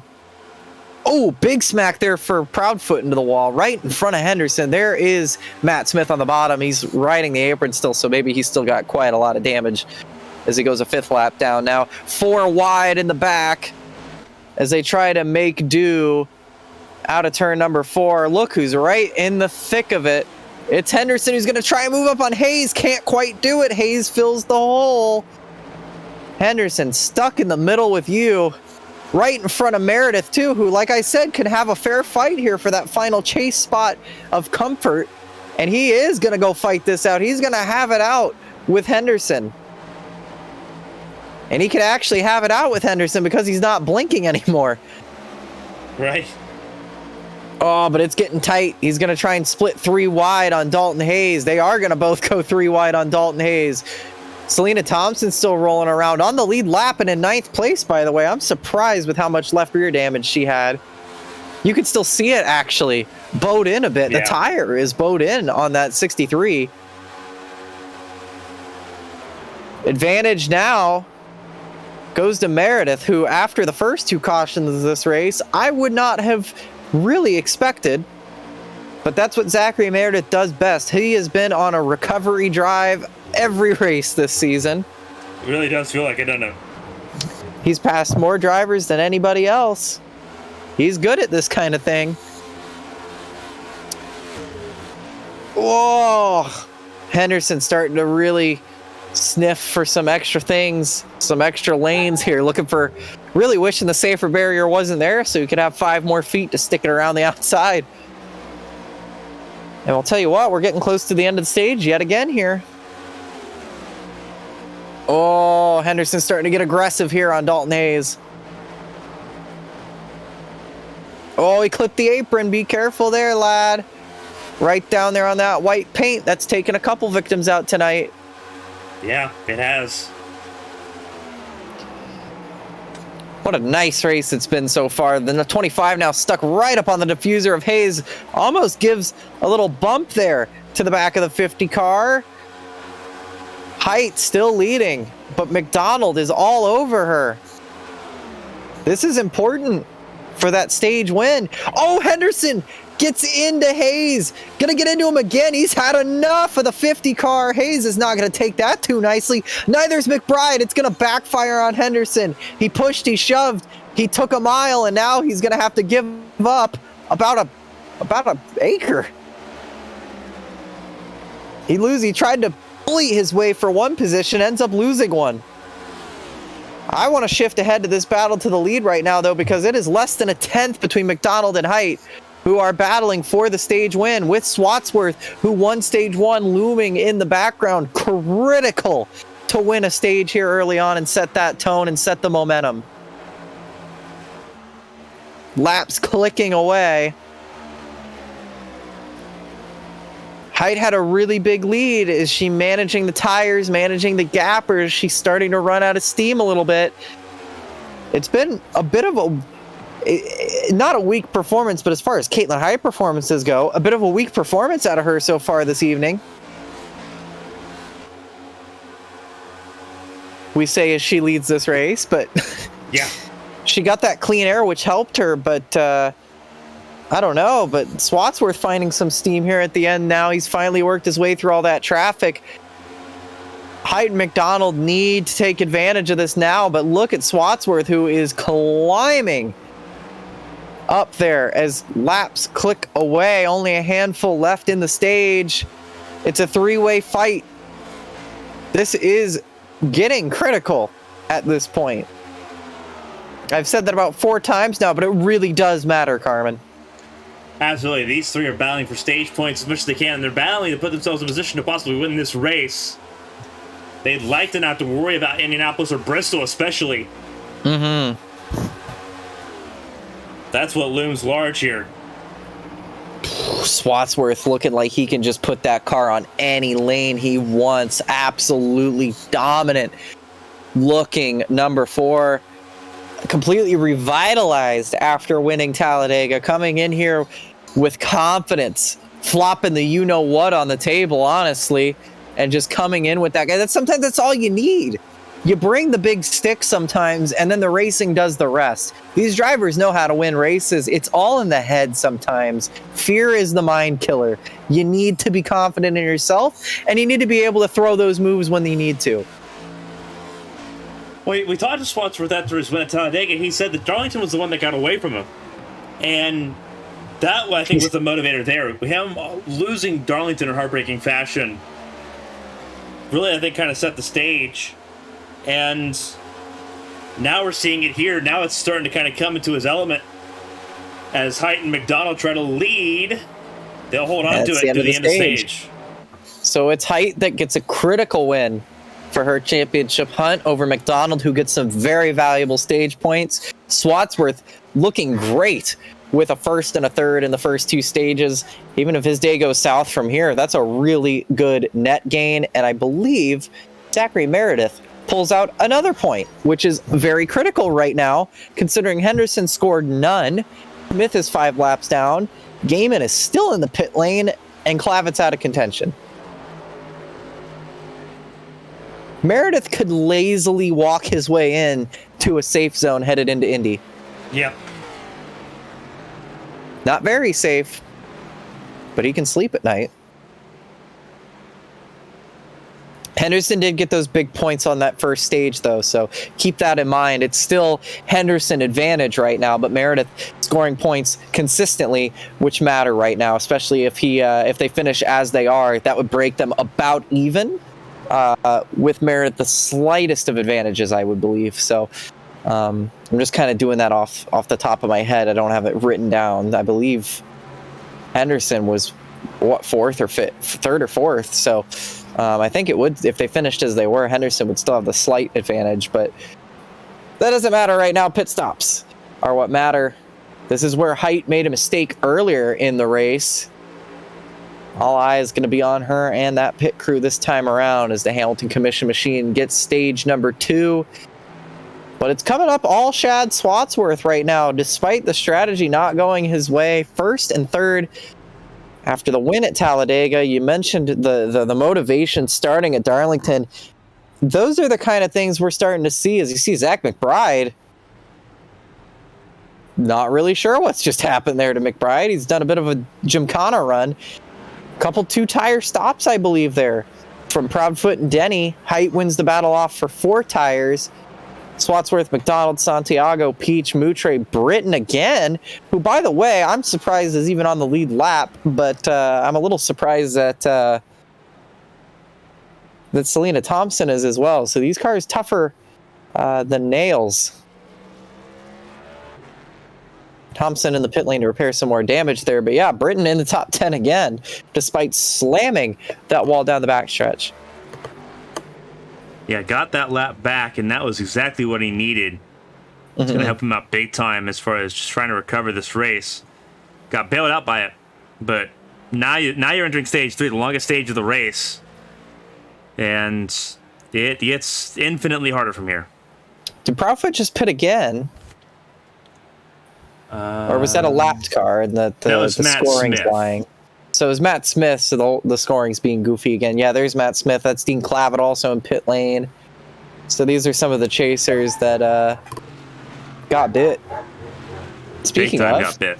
Yeah. Right on cue, Athena, the ABN mascot. But not the only puppy in the booth tonight. Oh, no. Ain't that what we will? Where's that bark box machine at? We haven't talked about Alfred Denny in a minute. It seems like once we get to this point in the championship, you never talk about anybody who's not in the chase, but Alfred Denny's been having a decent run today. Might have got caught up in some incidents, but sitting in second right now. So I say that was the important thing. Call. I'm trying to think if he got caught up in anything. I don't think his car's very similar to Santiago's, but Santiago's I think he might been caught bounced up. off of.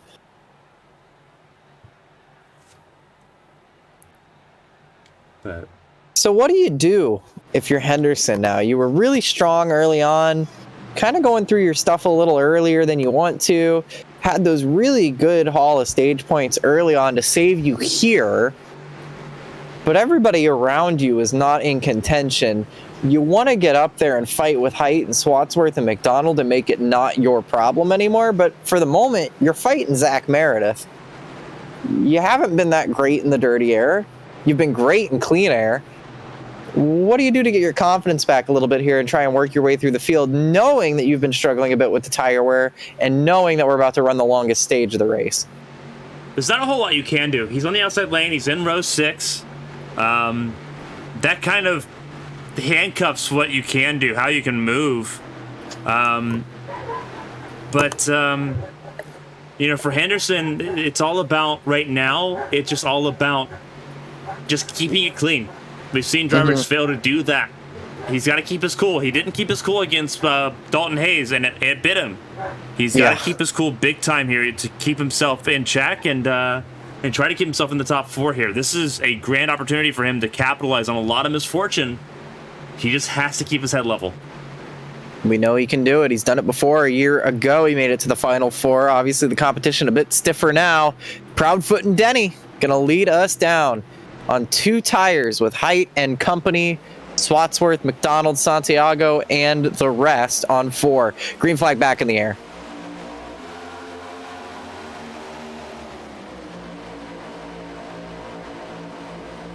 Didn't take Height and McDonald any time at all to get up alongside. Ooh, McDonald got loose and pushes up the racetrack a bit there. I was going to say was already up alongside Denny, but now 3 wide in the middle and falling back like a rock.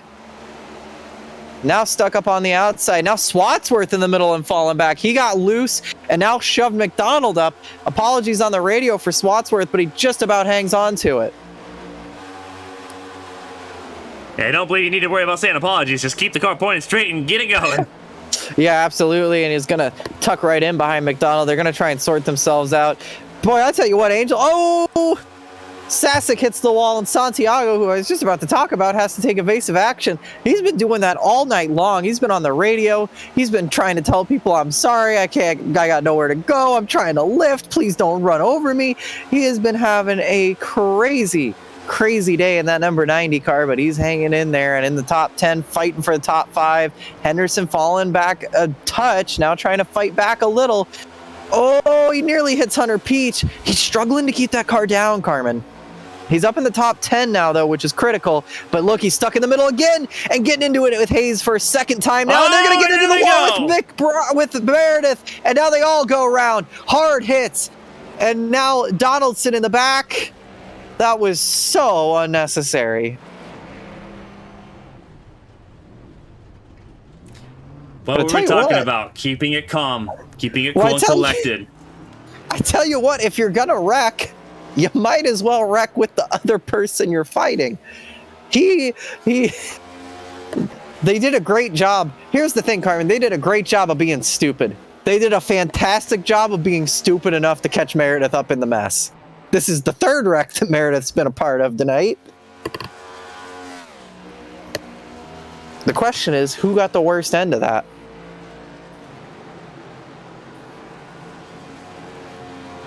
I want to say tempers flared a little more than they should have there. A little bit. I don't think anything intent. We're not done. Yeah, we're not done. That's why we haven't really not done. That's why I haven't looked at the replay yet. Because let's be careful. Let's be smart here. Yep. Oh yeah. This is race control needs to get control of the situation immediately. Well, race control is in the middle of doing it. Well, admin is in the middle of doing it. I don't know. Admin's not race control on this point. There's an external race control that has the ability to do what they need to do. Let's not have another Charlotte situation here. I'll tell you what, I really don't understand the point in Henderson going up and sideswiping in the first place, knowing full well that pulling up like that is going to be aggression, right? It's going to force the 50 to retaliate, which he shouldn't. But when somebody drives up and doors you, why are you doing that? Your car isn't killed. It's wounded. But, Meredith's in the pit lane. I don't get that. I don't understand that from Meredith's point of, or from Henderson's point of view. I don't. Calm it down, boys. There's still a bigger picture here, and that's the kind of stuff that that extra hit to the wall. How much damage does that do? Was it really worth it? Meredith gets out of the pit lane. Maybe it's just a lap earlier now. There you go. It's over. He is going to get going, but going to have to back this one up a little more, I believe. Just a smidge. Yeah, so this all starts with Henderson getting tight. He struggles to hold that car down. We knew he didn't like the inside lane. He talked about it pre-race. He'd rather be on the outside. He just barely gets off 100 Peach. Hayes takes it 3 wide. gets into him here, and never gets off of him. Not really necessary. And then Donaldson not really anywhere to go. That's whatever. Not smart. Not ideal. Really not the situation to be in, right? What I don't agree with, you got to look at it this way, right? Hayes is not in the championship anymore.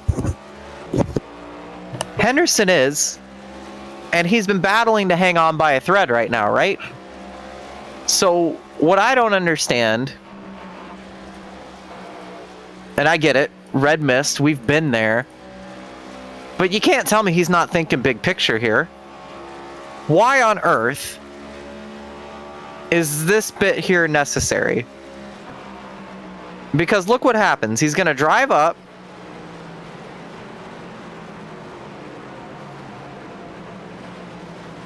Minus 60 rival at that point. You're going to get drilled for that. And then comes down again and does it in pit road. There's no reason for this. As a championship contender, that's stupid. It's all stupid. The whole amalgamation of it is a bit stupid. But especially with what's on the line there, Carmen, I don't get it.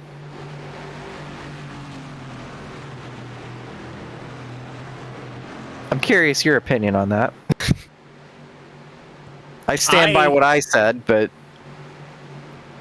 I don't want to repeat a Charlotte, so I'm going to keep my mouth shut. But at this point, championship on the line, they're costing themselves. Yeah. And the writing was on the wall too. Yeah. You know, it's not the first time they got together tonight. If hindsight's 20/20, but if I'm Henderson, when I get 3 wide like that, you're better off just backing out of it. We know Dalton Hayes is done at the end of the season. Mm-hmm. So we know that he's not coming back. They won't let him come back. Like, Green there's no flag back in the reason air. for it to do anything like that. As we go back to green, a reminder, Dalton Hayes and Henderson, they're next to each other on this restart. So it's going to happen again. If it does, I'm going to start throwing a fit. And honestly, anything that happens, I'll just keep my mouth shut for now. But if it's not over at that point, what are we doing? Proudfoot knows what he's doing. He's leading the race over Height, McDonald, and Swatsworth. 3 chasers who haven't ran into issues yet tonight. And it shows. Big time. Proudfoot kind of getting out there on the 2-tire strategy, but making it work quite nicely for him. We know he can play spoiler. We talked about it earlier. He had a really good qualifying position. We know what he's capable of. We know the momentum he's been chaining together, irregardless of the championship. Yeah. He's just been having his own little charity run lately, and it seems every race he shows up to now, he's a contender. So Height trying to fight this one out, though. 60 laps to go next time by.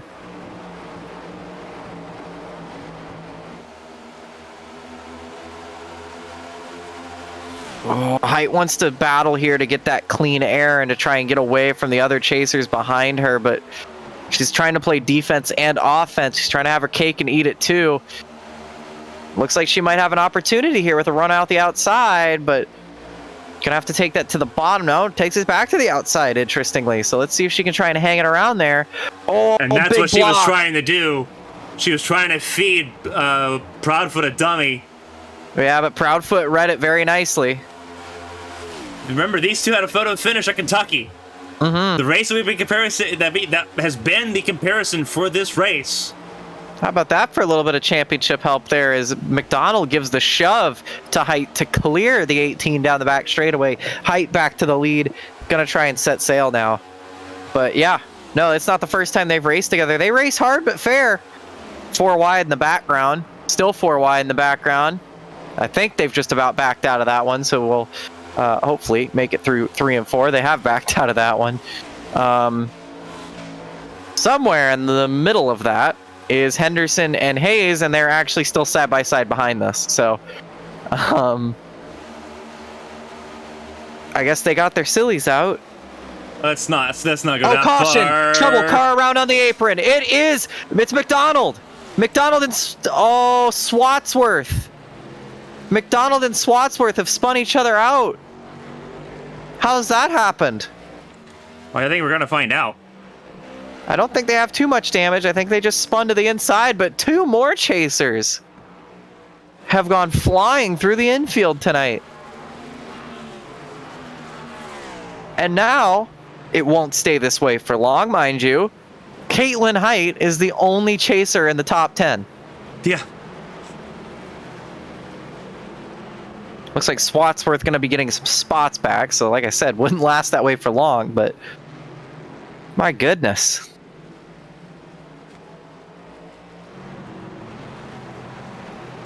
Pit lane is open, everybody coming in.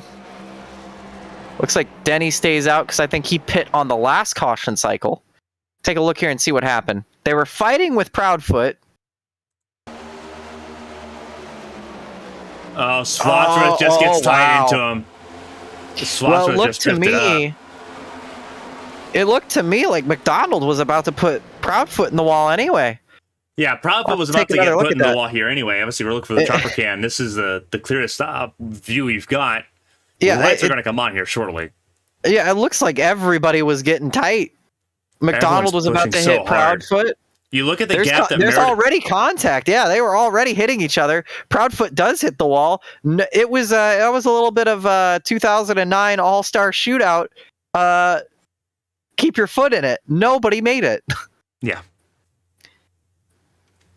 And this is just wow.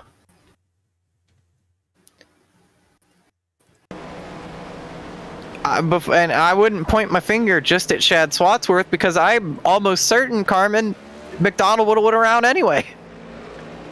They were all destined to crash there. Looks like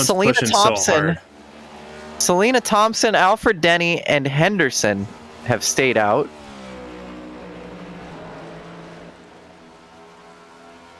So Henderson now has gone from the odd one out on strategy now to being the lead chaser.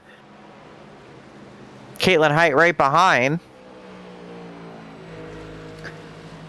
Let's take a look on board with Hunter Peach, who is right behind this if we can, who had a wild view of the chasers collecting each other. Here it is on board. Hunter Peach. Yeah, I'm afraid they were never going to make that. Even before Swatsworth got his nose in there and made it worse, they were destined to wad that one up, I'm afraid.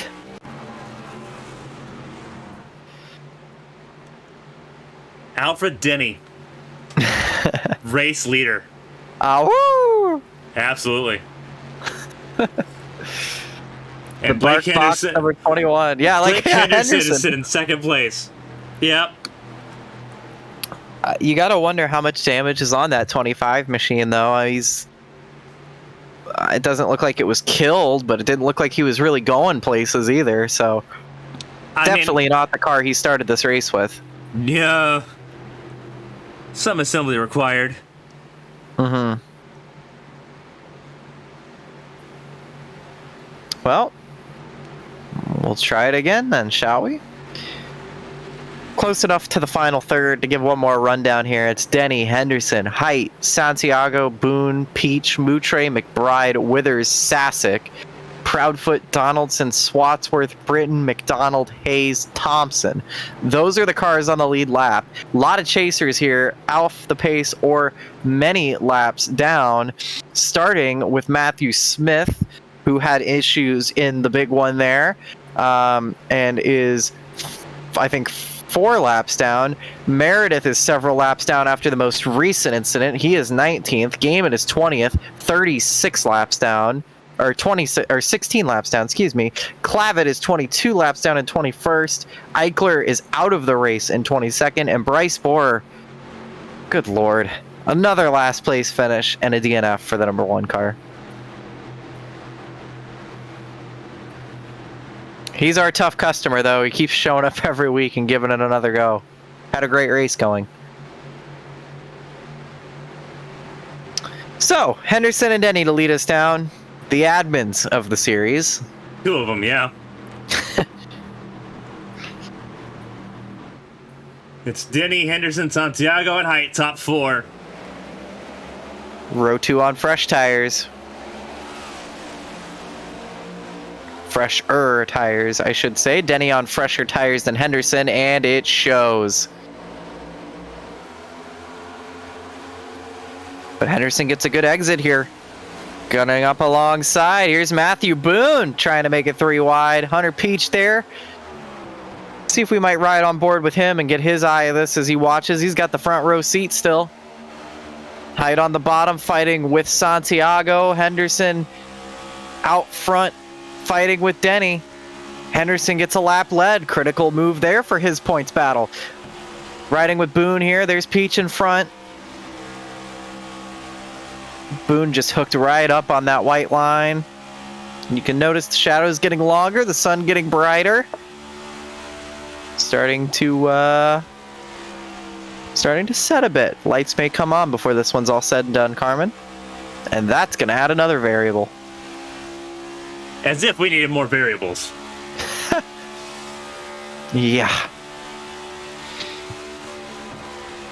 Swatsworth, here's something I didn't think I'd say so far after the way today's been going. Swatsworth, finally the last of the top 4 chasers in 11th. Oh, big wiggle there. Holds on to it just a bit there. Santiago trying to hang on board now with Matthew Boone interior as Peach fights with the 90. Look at Boone backing out of that there. It's the first time we've seen someone do that today. Gonna re-rack that one and try and look for another opportunity. Oh, they are racing so hard.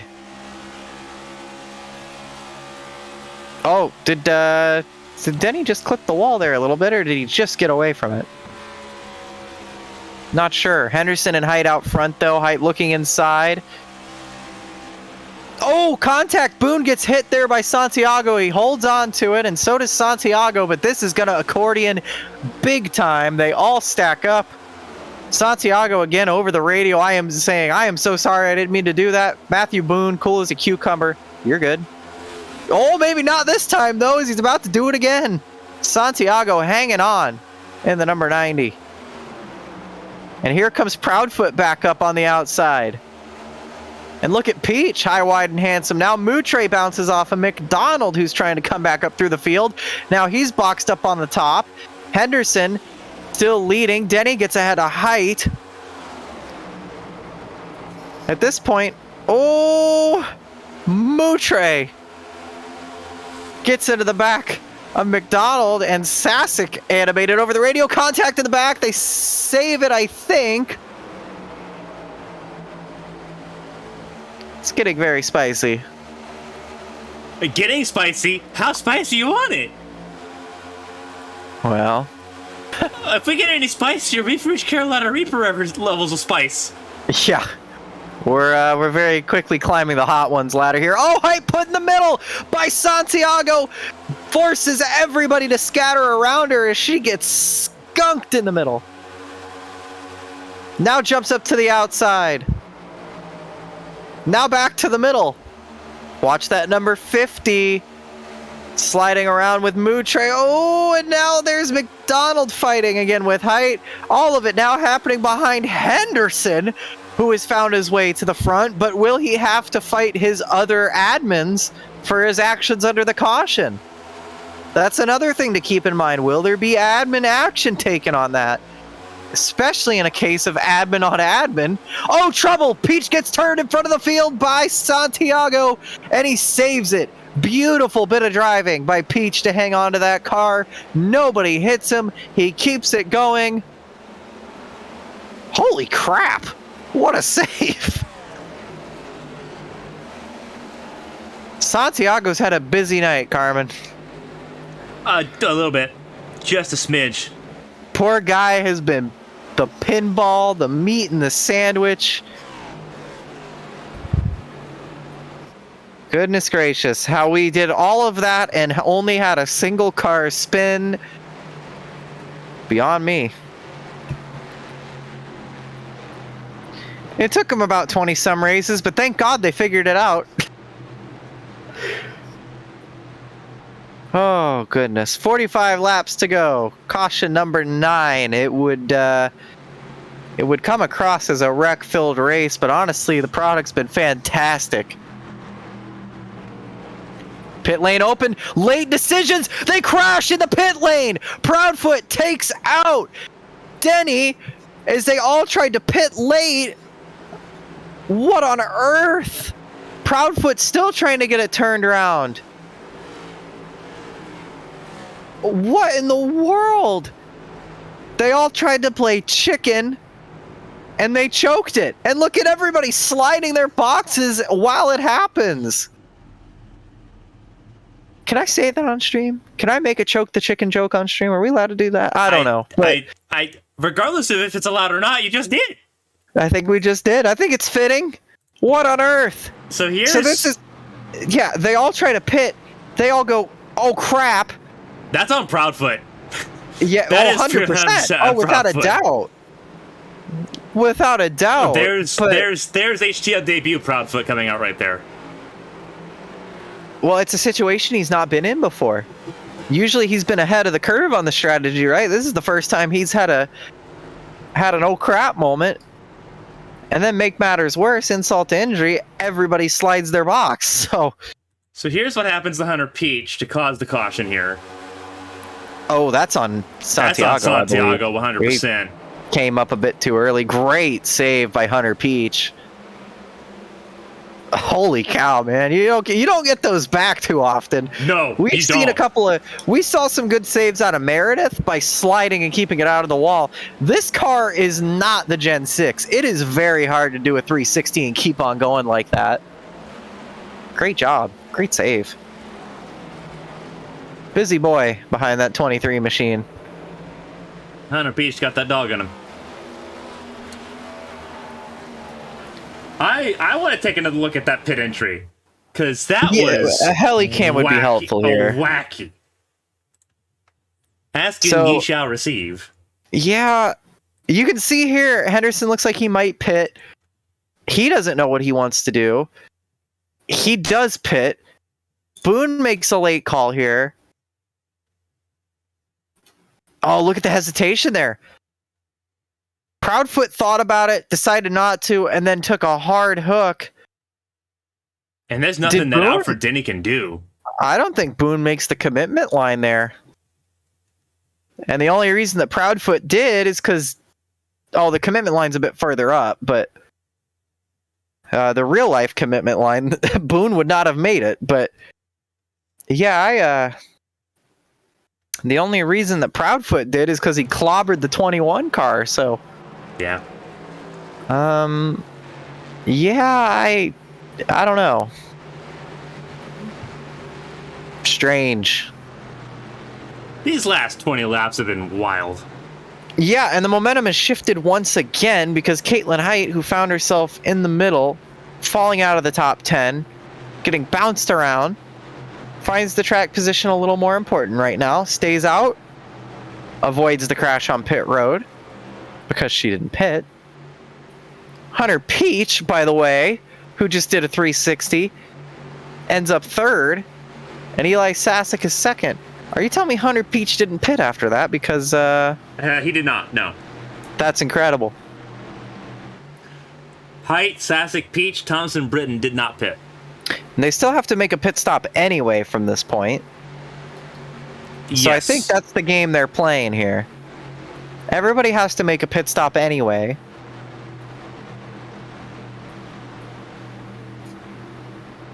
She'll have the clean air. We'll see if it works for her. Be her and Sasek with Peach and Thompson. First car on fresh tires is going to be Henderson. Here we go.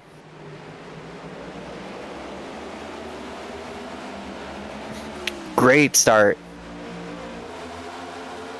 Really good start. I think a few cars further back, Britton and Thompson were napping on that restart, which is going to work a treat for Height and Peach. and Sasek and Peach, we saw them fighting at Talladega. Fighting once again here. Oh, look at that. McDonald slides up in front of Britton right next to Henderson as they battle that one out. They're bouncing off each other again now. 4 wide in 2 rows. It didn't work at Dega. No way in hell it's going to work here. Now on the bottom is Swatsworth. 3 chasers, 3 wide. They're rubbing off each other. They're bouncing off each other. Henderson in the wall. Now spinning his Swatsworth into the grass. Can he save it? He does. But he's going to lose heaps of time trying to gather that one up. Now 4 wide again as Hayes sticks his nose in the middle.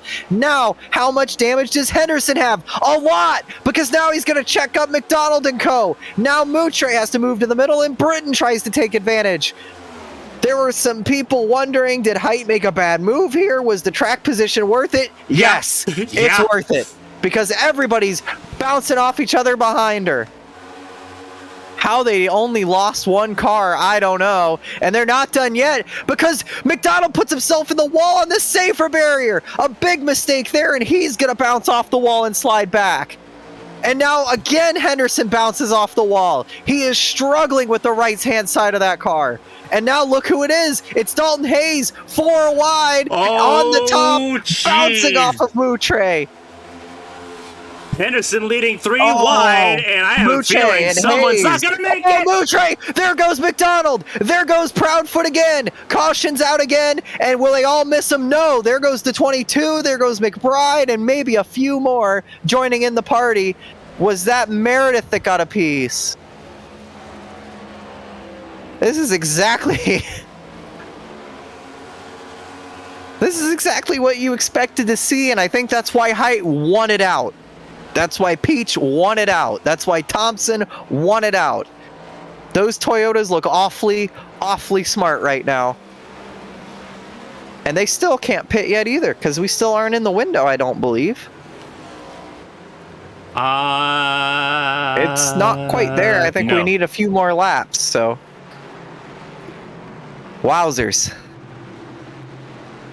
Well, everybody's responsible for that one.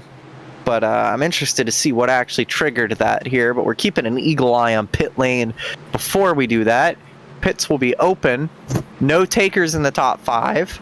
First one off is William Britton and is going to bring some company with him. That's understandable because I think all of these boys bounced off the wall at one point. He's looking at yourself a little bit of a damage repair. Swatsworth stays out, so he'll gain some positions after sliding through the grass there. Critically, he didn't spin, he just drove through it, so free pass for the 29 of Matt Smith. He'll get one of his laps back. This starts with Moutre sliding up in the middle. We've seen this earlier today. Slides up into the 50. And by the way, just kind of a caveat as we watch this, Matt Smith now on the lead lap. Yeah, which is incredible given all the damage he's had. So, this angle doesn't really show it well, but Moutre gets turned somehow, and that gets McDonald turned, who comes back across in a Proudfoot. I think McBride woes it up in time. Yeah, so... Oh, we got loose from... So, yeah. Gets loose, gets into Proudfoot... Or gets into Hayes again, who gets into McDonald and triggered this. And I think they wreck behind around Gary Donaldson's point of view. Because, yeah, Moutre gets hit by... Oh, it was Meredith. So 3 chasers now in some fashion. And Santiago barely misses that one in a busy, busy day for him. Yeah. He's back to 8th. So, yeah, I don't know. I think that one's honestly, I don't know. Hayes has been racing people awfully, awfully hard, but you gotta keep your car down. So, I don't know.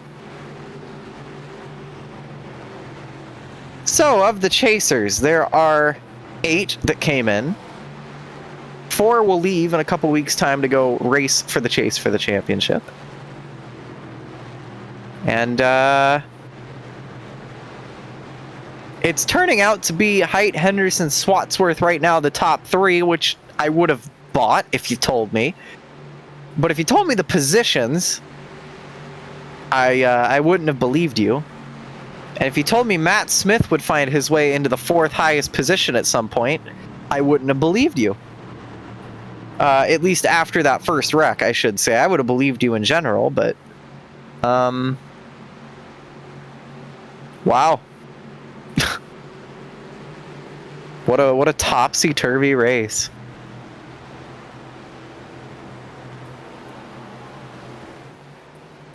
Been wild.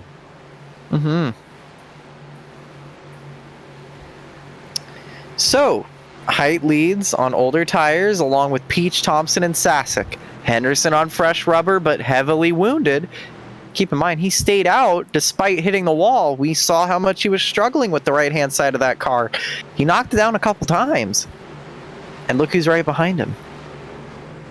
Maybe rethinking those things he did under caution a little bit now. You've got a guy who's got nothing to lose. A little bit of Ross Chastain energy in that number 50. A win under his belt, nothing to lose, leaving at the end of the season. Getting all he can get before he gets out. Want to keep in mind, Stepping Stone Motorsports pays their drivers for performance. Dalton Hayes knows what it's like to get a nice paycheck in his bank. He'd like to get another one. And as far as sim racing payout goes, it's a nice paycheck. He's got absolutely nothing to lose, nothing to gain. These guys don't really like him that much anyway. Why would he play nice? He's racing for money and he's racing for himself. And, yeah. No shortage of drama. Men will be boys.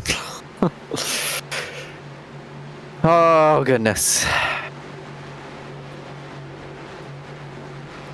Well, men will be boys, but it's one of the women leading the field here. So we get ready to go back to green, and Hunter Peach alongside her.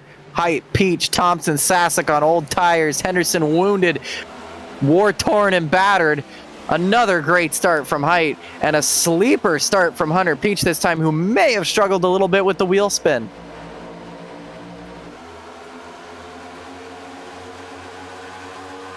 Sliding up just a touch there, Selena Thompson, who is up to second now, by the way. A bit of a wall touch there, I think, from maybe Sasek. It was. And now Sasek, here comes Henderson, who's trying to get away from the gaggle he's been a part of. But it might happen in front of him because Peach bounces off, and now, struggling still, Henderson bounces off of Sasek. They just can't keep the car down. None of them can keep the front bite. Remember, the track's getting colder. Uh-oh. Yeah, it's getting colder. Oh, Boone gets loose. Henderson gets tight. On the outside is the number 50. Boone forcing the issue. Here comes Swatsworth too. He's racing to get back up into position. He's out of position. He could still win this race in that number 4 car. He's had some issues, but he's not been wounded too much yet. He needs to get out of this spot before he does. And he knows it.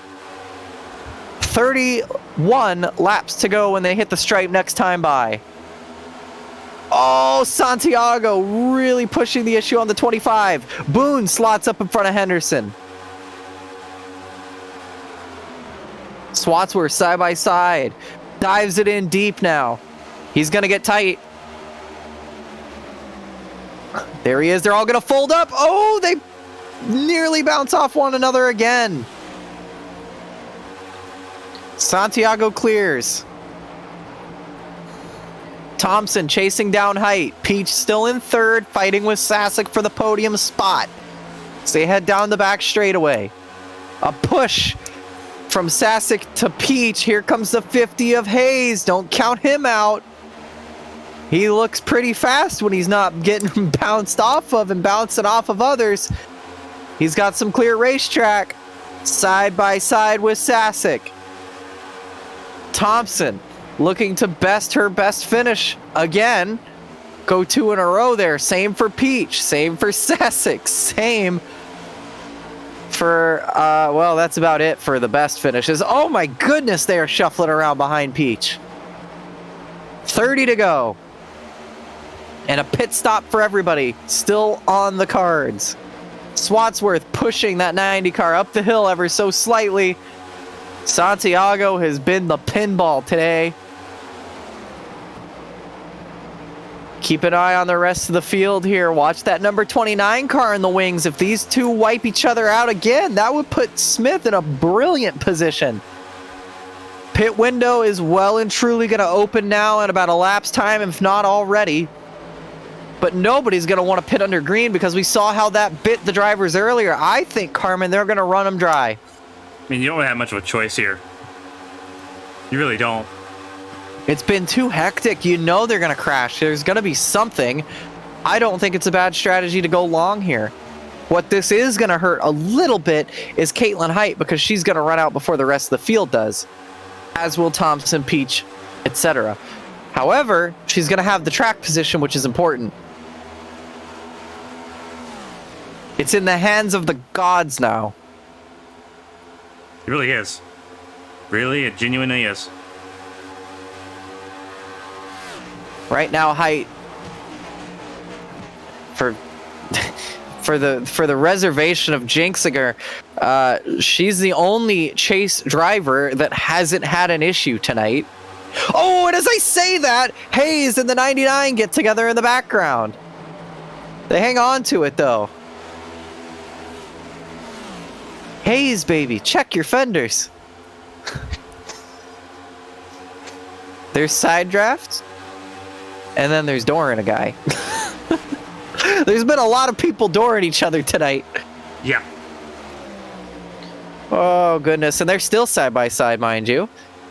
Here comes Swatsworth on the outside. Henderson right behind, trying to follow through. And there's McDonald not too far back either. He's still in it. Which, credit to McDonald. He took a pretty big whack down the backstretch and still rolling as well.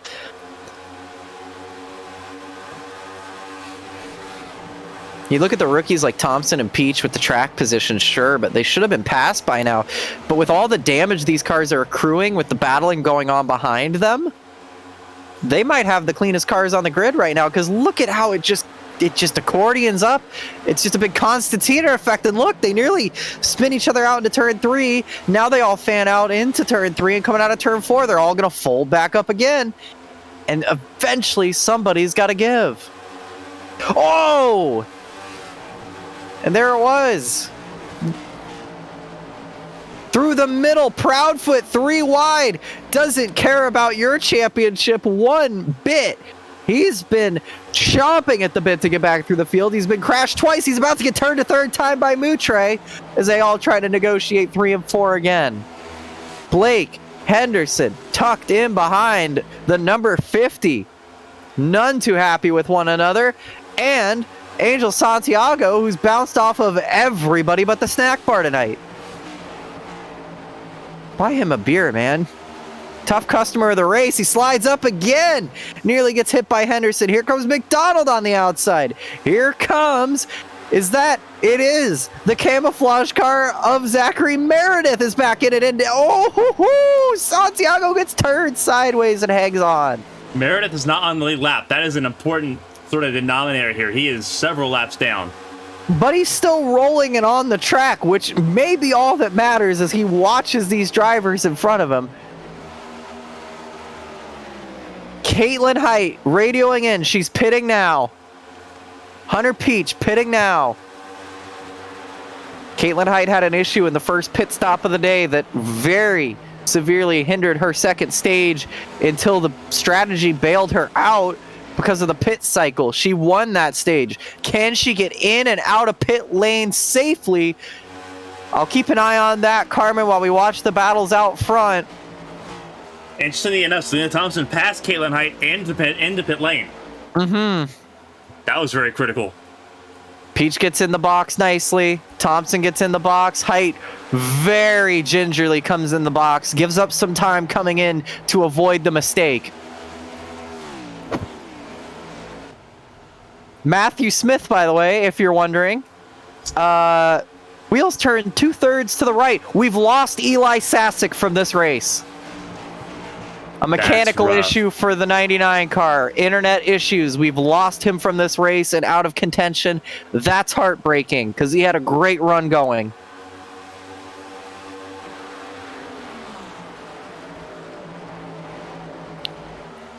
So now, it's in the hands of the gods. If it stays green, it'll cycle out again for Peach and Height and Thompson. But a caution now will give them a taste of their own medicine from earlier in this event. Boone leads over Swatsworth, Hayes, and McDonald. Santiago, Denny, and Henderson in tow. Moutre, McBride, and Donaldson, the top 10. Smith is 13th right now. Yeah. On lead lap, too. Yeah. Here's the other question, though. Where is Katie Height, who is the first car that's a lap down? And there's the battle for what would be the lead if it stays green. Where are the leaders? Will they unlap themselves in enough time that if a caution comes out, it wouldn't matter? I don't think so, because Boone's halfway across the racetrack. They're gonna need to let the pit cycle happen. Yeah.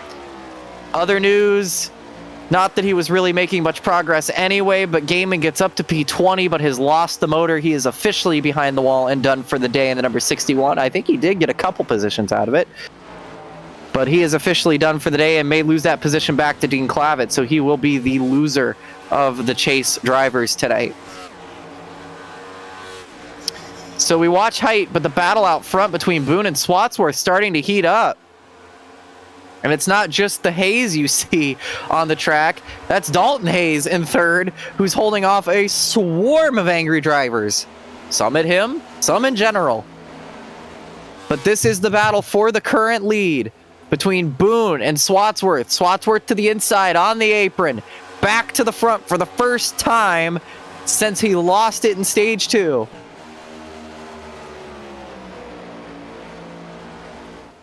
Probably the fastest and best car on the track tonight, but he's been in his fair share of issues too. Boone's pitting now, critically, so the second round of cycle is starting to kick off now.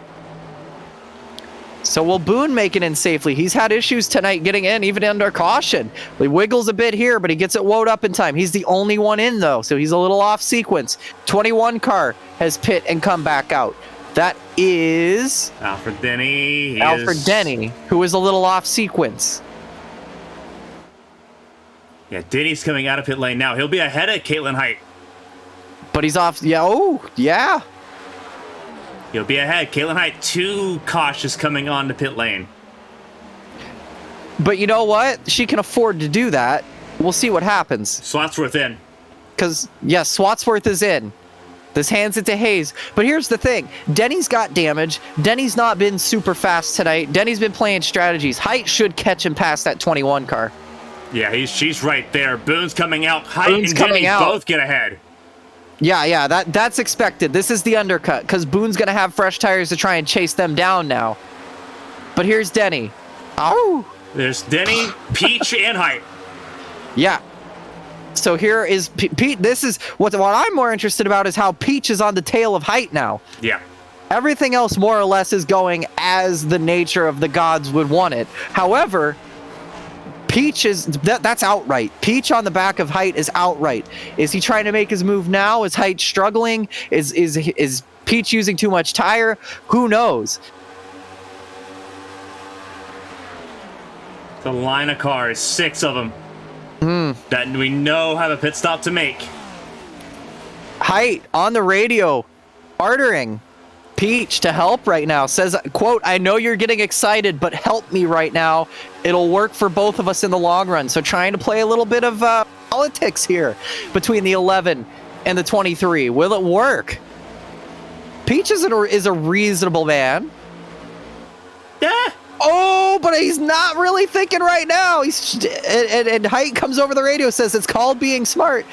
Other flip side of that is, Katie, why not let him go? Yeah, say Peach has been fast for the last 6 laps. Hayes and Henderson both come in. Yep. So Dylan McDonald now the race lead.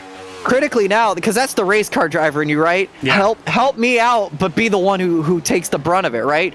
Why not sit behind here? I'm curious to see if she's just going to sit behind the 23 and work with him. McDonald needs to pit. 10 laps to go this time by. If everything cycles through, it's going to be between those two.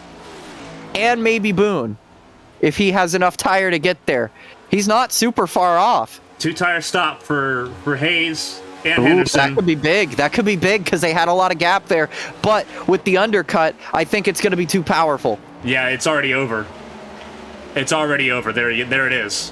Yeah, but here's the thing. Hayes isn't looking for the win. I think Hayes is looking for a good finish, which is going to slot him right there with Denny and Boone. So that actually is going to hurt Boone on his conquest to try to come and catch these drivers. Yeah. When is McDonald going to pit?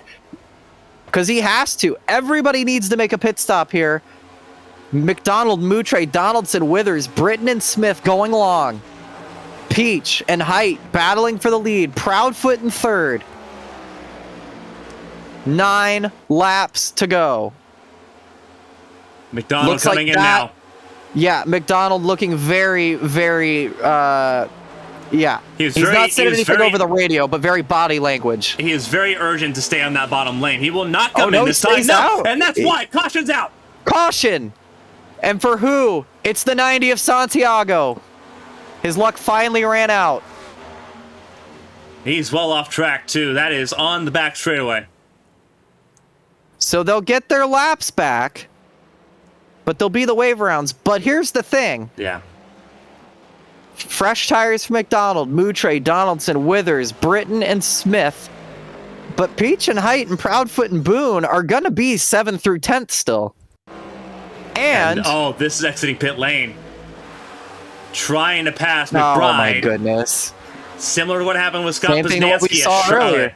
Yeah. And similarly, massive implications to the flow of the race. So here's what's going to happen. Hunter Peach is the free pass car. That's why he was fighting so hard. So he gets the free pass. Height's the first wave around. Everybody else is going to pit. They should wave Hunter Peach now. Yes, they do. So Peach is going to get a fresh set of tires, fresh fuel. He's in the catbird seat. Yeah, he is. The issue is that, say there's lap cars that stay out here between, or lap cars that come in pit lane. Peach is going to be just like everybody else. Mm-hmm. He's going to get a wave around here. He's going to be at the very tail end of the field. So it's still not going to be pleasant. But keep in mind, he's going to have a chance to chase it down. But they're all still going to be around the top 10. Yeah. Because even if those cars that are super laps down stay out, they don't. Yeah, they're so off pace, you know. What I'm more worried about is how is this going to go into turn 3 on the restart. We got a lot of hungry drivers. William Britton is the leader, it looks like, with McDonald and Moutre. Yes. William Britton, the man who won his first career stage a race ago, had one of his best career finishes, is suddenly leading with 7 to go. And remember when he took 2 tires? Worked a treat for him earlier in this race. What an upset that would be. And here comes Peach to get his fresh tires. And William Britton decided to come back in. Oh, poo. I don't like that. I don't know if he missed his box or what. I would have stayed. I would have went for it. Why not? I don't like this. I don't like that he's pit again because now he's going to be behind everybody. He's forfeited that top 10 spot. Or no, he hasn't. Never mind. No, he hasn't because they haven't waved the other cars around. Excuse me. He's going to be behind Hunter Peach. But actually, I don't know if he will because Peach is just going to be behind him anyway. Not because of the EOL, though, because he would be... Oh, yeah. I don't know. I don't know what Williams cooking up there. He's guaranteed to be 6th. Yeah. Still a good day for him, but I would have stayed out. So it'll be McDonald, who has a really good shot to win again. Moutre, who really wants one. Donaldson, who's had a crazy day. I think he may have too much damage, but he's going to go for it. There's 4 drivers in the top 6 that have not won. 5 cars in the top 7 that have not won an HTL competition yet. Also, keep in mind, there's about 3 cars that don't have damage in some capacity, and it's Moutre, Peach, and Height. Everybody else has damage in some capacity, or has spun, or has some semblance of issue. And a little further back, Hayes and Henderson and Swatsworth all under a blanket. keep an eye on that. Green-white checkers, common in this league. We may not be done.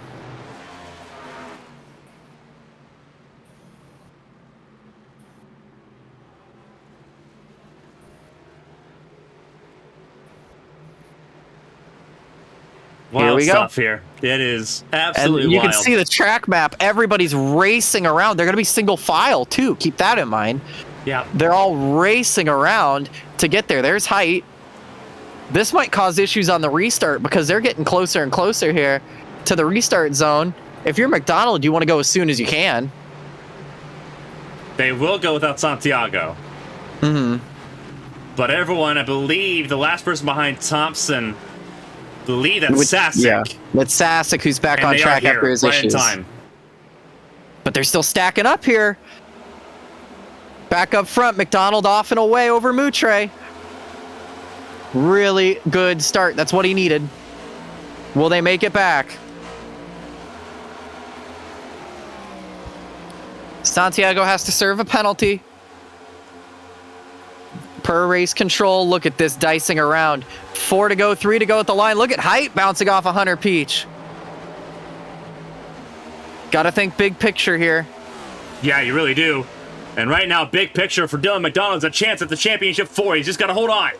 Absolutely, but here comes the field behind, and they're angry. It's like you just kicked the hornet's nest. Yeah, it took right out of my mouth there. Hornet's nest. The first thing that came to mind. Dylan McDonald, he's got to make that car as wide as possible. But when they're side by side like that, he may not have to. Height goes 3 wide. 3 wide in 2 rows now. How about Proudfoot looking for it? Height with a power move to the inside. Yeah, Height's leading that charge on the inside lane. They'll never make it. 2 laps of racing to go at the line. Dylan McDonald, 3 miles from pay dirt. Can he hold on? They'll never make it. If they make it, I'll be shocked. Santiago on the apron. He better not make a repeat now. Height down the backstretch. Height chops Moutre. Not going to have enough time to go after McDonald, but it's not going to matter right now. She's in a safe position as far as the championship is concerned, but not quite in the championship 4. They are going to get to the white flag, but will they get back in time? McDonald, 1 lap away for the championship 4. White flag is out, presented by Henderson Graphics. It's a mess behind them. What happens now does not matter. Dylan McDonald, it's all front. He's got it. Look down the front back straightaway. Into turn 3 for the final time. Kalen Height closed the gap by 4/10, but it's not enough. Out of turn 4, Dylan McDonald is a championship contender. He wins at Chicagoland. Brilliant, brilliant drive. Excellent recovery from Katie Height to get back to second on a powerful, powerful move. That's going to help her with all the points she scored today as well in the stage win. Same can be said for Swatsworth, who gets 9th place. It's not what he wanted, but after a topsy-turvy day for him, he has the stage win to fall back on, and he also has that 9th place. So, boy, wild oh boy. Stuff. But Dylan McDonald, see the record here. 3 wins, make it 4. Yeah, and he's going to the championship 4. 4 wins for the championship 4. Second verse, same as the first. He won the opening round of the round of 12 at Pocono. He does the same thing here at Chicagoland, and he's going to burn it down. A little bit of congratulations from Tommy Withers there. You saw that 41.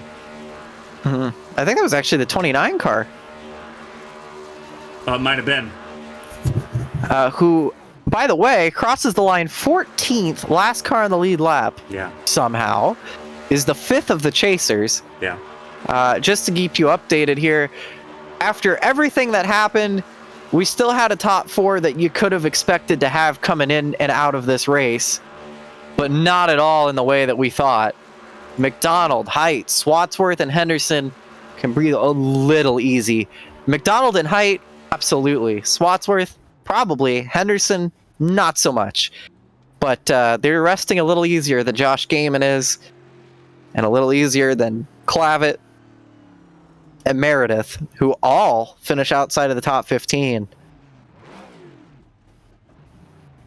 Phenomenal drive tonight for Dylan McDonald. Mm-hmm.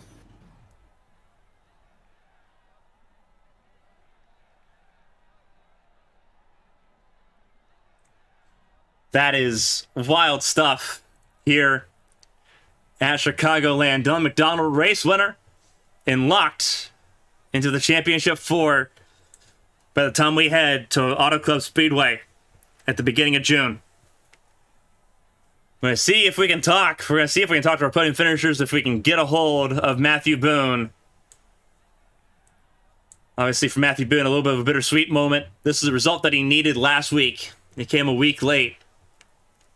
Shows the momentum of that 83 car still, though. He's still able to put in good, strong efforts. And how about Ryan Moutre with another top 5 as well, and Tommy Withers. And, yeah, really a lot of good finishes here for some drivers that really needed some. Of course, for Boone, it was a touch too late, but nevertheless, a great finish. Great race. We'll start at the top and we'll work our way down, waiting for Matthew Boone. We'll start with the drivers, with the race winner, Dylan McDonald tonight. Dylan, this is Carmen from the ABM booth. You got a copy? I do. How's it going? Pretty good. Obviously, phenomenal race for you. Wild all the way through. But it's second verse, same as the first. You're in the championship 4. You're contending for a championship here in 4 weeks. How important was tonight? And obviously the result, how wild was it having to fight for it like that? I mean, tonight was extremely important because Indianapolis and Bristol coming up. I'm kind of speechless, out of breath. Yeah, it was a dog fight all the way through the field. Tried to keep my car as clean as I could.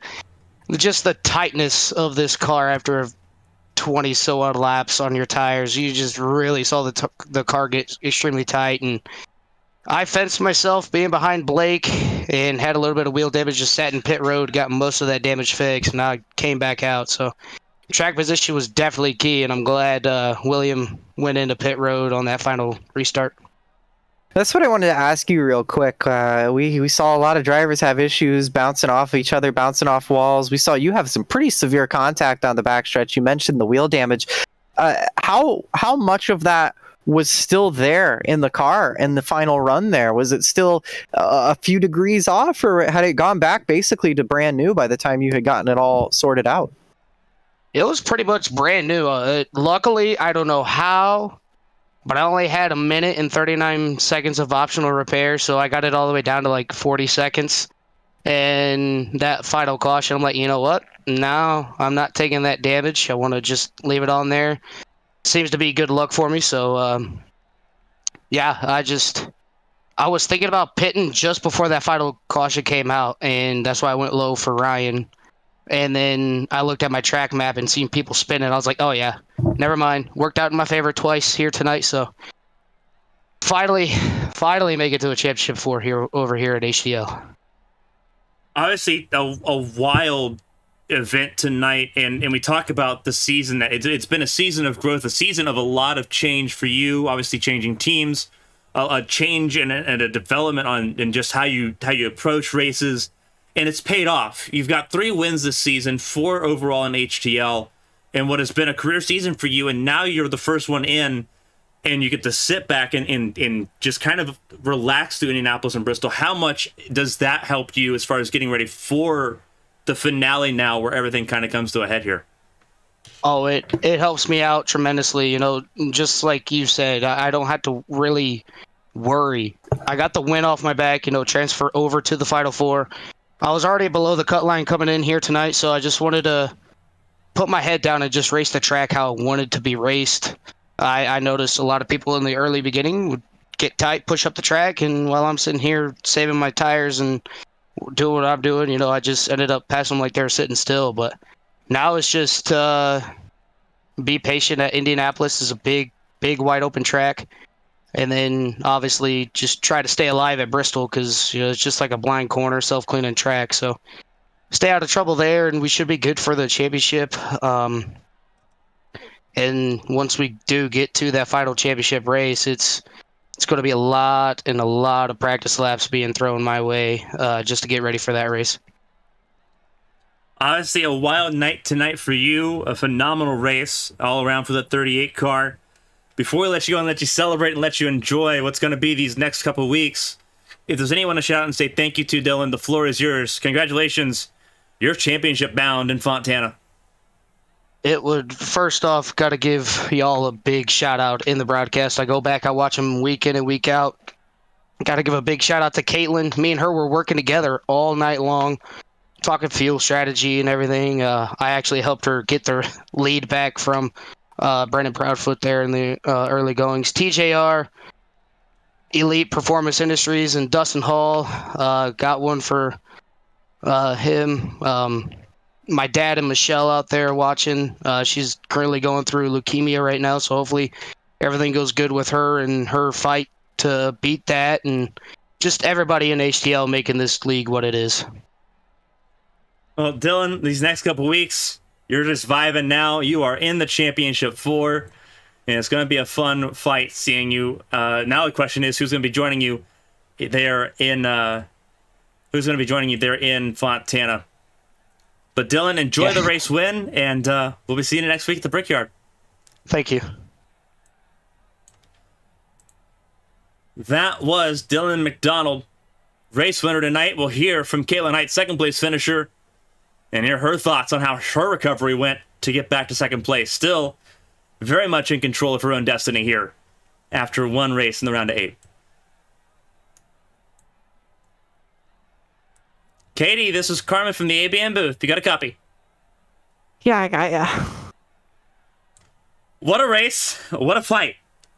And ultimately, you're back to P2 with your destiny still laying out in front of you.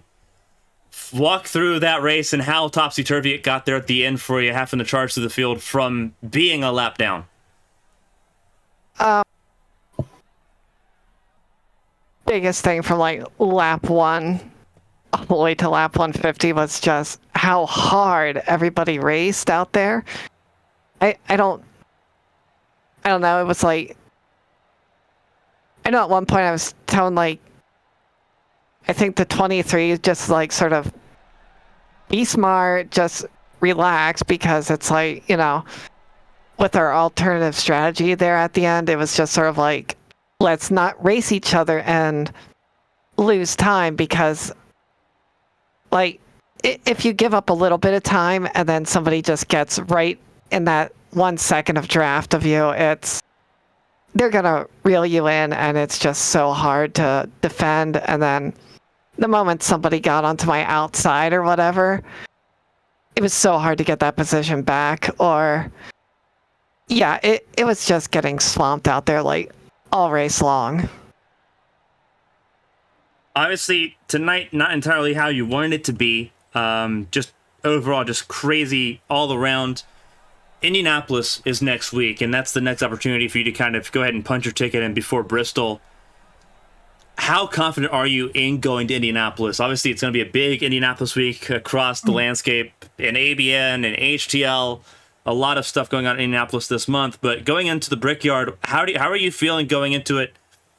A lot of adversity, some of the most adversity you've had this season, and you still pulled a second place pretty easily here, having to charge to the field there at the end with 5 laps. How does that bode for you going next week into a track that's going to be challenging in way different ways? Well, I don't have as much of like a comfort zone to deal with as far as like points like I did in the first round.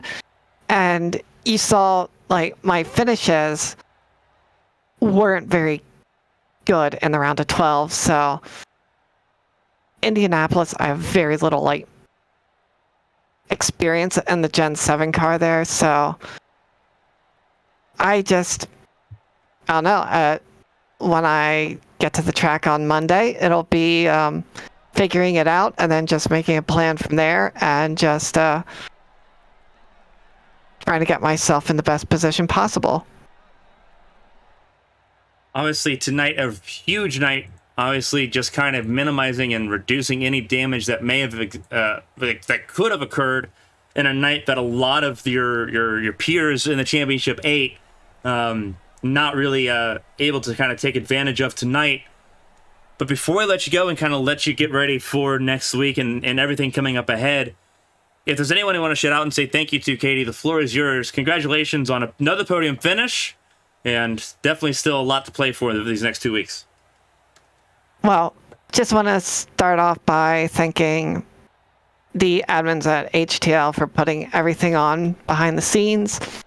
Both you and Chrissy up in the booth. It's really nice to have her back commentating again. And big shout out to Dylan tonight.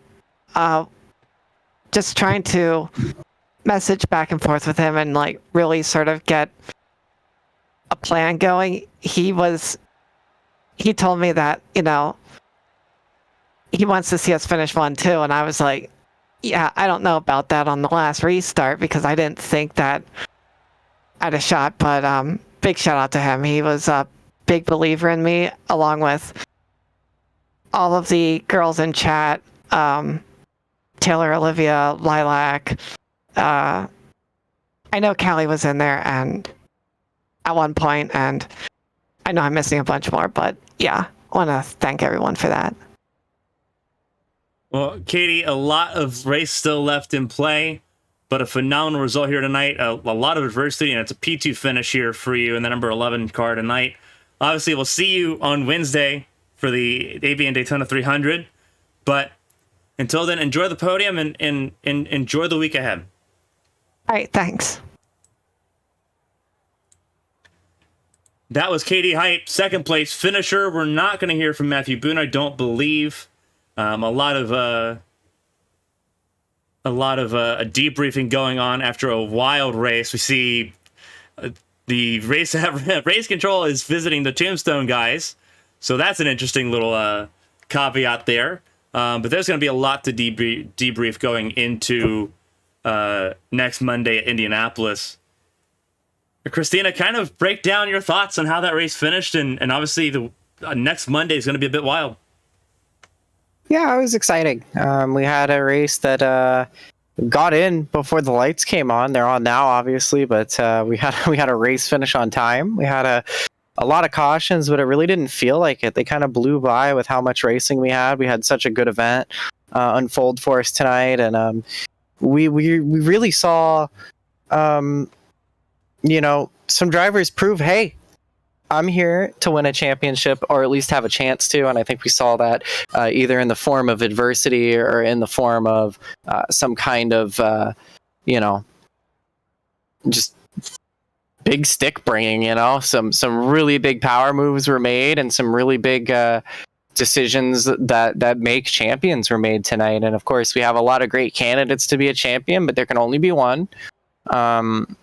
And that's what we're kind of doing, right? We're kind of culling the field. We're kind of weeding it down. And I think we have some people we want to hear answers from. You know, we saw Dean Clavitt on the back foot, Zachary Meredith, who was try as hard as he could, and finally got wrecked out one too many times tonight. And we know Gaiman's fast. He can win and turn things around, but we're going to need to see him to do it, because I don't know if he can point his way in this far back, especially with 4 drivers in the top 10 and only a couple of rounds to get it done. We know Bristol's super unpredictable, but we've already seen him rise to the occasion when it mattered at Darlington. So, you know, it's going to take some big moves like that, and I'm looking forward to it. It should be fun. It's going to be pretty based, and yeah. Well, a lot to kind of go over here. We'll go over the results here from Chicagoland. It's Dylan McDonald, the race winner. At a Caitlin Height, Matthew Boone, Ryan Moutre, and Tommy Withers in the top 5. Brandon Proudfoot, Hunter Peach, Dalton Hayes, Shad Swatsworth, and Blake Henderson in the top 10. And as you mentioned, that top 4, that the top 4 in the championship right now, you could say that, yeah, you can kind of believe it, but the way it came down, all but ordinary. Yeah, absolutely. And you know, with that gap too, will the first and second separating another 6 cars before you get down to Shad Swatsworth, will that matter come the end of Bristol? You know, will those 6 cars in between make the difference, you know. And you look a little further down, you had William Britton, who, let's not ignore, had a great race again today. Zach McBride finally gets a finish he deserves. Gary Donaldson fought through adversity. But how about Matt Smith? After all the issues he had, he was over 5 laps down, gets back on the lead lap, and finishes it out in 14th. Could that be his turning point to make it to the championship for? There's a lot of answers we don't know yet, but you continue to look. Alfred Denny, Selena Thompson, who was running as high as 2nd tonight, Angel Santiago, Eli Sasick. But then we see some of the drivers who are really, really on the back foot headed in. You got Dean Clavitt in 20th, Josh Gaiman, Zachary Meredith in 19th, and then, of course, Caleb Eichler and Bryce Bohr. I don't even have anything else to say about Bryce Bohr except for see an exorcist or something, like, or whatever they're called, the de-exorcist, whatever they do. I feel my heart goes out to the Bryce Bohr team. I've never seen so much bad luck, but it's definitely an interesting first round. It's pretty much the best first round you could get with this format, because now you really are asking a lot of Shad on down, and you're asking a lot of Caitlin to not get too comfortable either. So it's one of those kind of situations where we have the story foundation laid out. We're just gonna have to see if it's a really good book or a really crappy novel. So I think we'll find that out in a week's time. But I think in the meantime, I think our program alert is going to Rhino GT4 again, is it not? Absolutely. Before we go and raid Rhino GT4, for everyone sticking around with us, we have a busy week ahead of us here on ABN. Tomorrow night, it's ABN Formula Atlantic at the Chicago Street Course. Going to be a lot of fun there. The Indy Pro 2000 machines. Wednesday, start of ABN's new era, the ABN Daytona 300. Right here, 7:30 p.m. Eastern on Wednesday evening. Thursday, it's still Daytona, but it's the road course for the ABN Champ Car World Series. Then we head to the Twiggy iRacing Series on Friday at Indianapolis as we begin all of our prep work for the Brickyard and everything that comes with it. ARCS, Saturday Night Showdown in the HTL Cup Series off this weekend, as most of the ARCS members will be going down to Darlington Raceway for a community meeting on that half. So nothing Saturday and Sunday except for Hyper GTP on Sunday afternoon from, you guessed it, Indianapolis. But a lot of stuff coming up this week, and we'll be busy every day of the week up until Saturday. So you're not going to want to miss it. Make sure you follow us on Twitter at esports_on_ABN, or visit our website, abnesports.com, to stay up to date on all of that. But on behalf of everyone, as we get ready to raid Rhino GT4 here on Twitch, on behalf of everyone here for HTL, for all of their partners and sponsors, for BFL, for Henderson Graphics, and for everyone here on ABN Studios, my co-commentator Kristina Ryan, I'm Carmen Sienna. Until next time, stay safe, stay healthy, enjoy your week ahead. We'll see you tomorrow night at Chicago, and we'll see you Wednesday at Daytona. So long, everybody.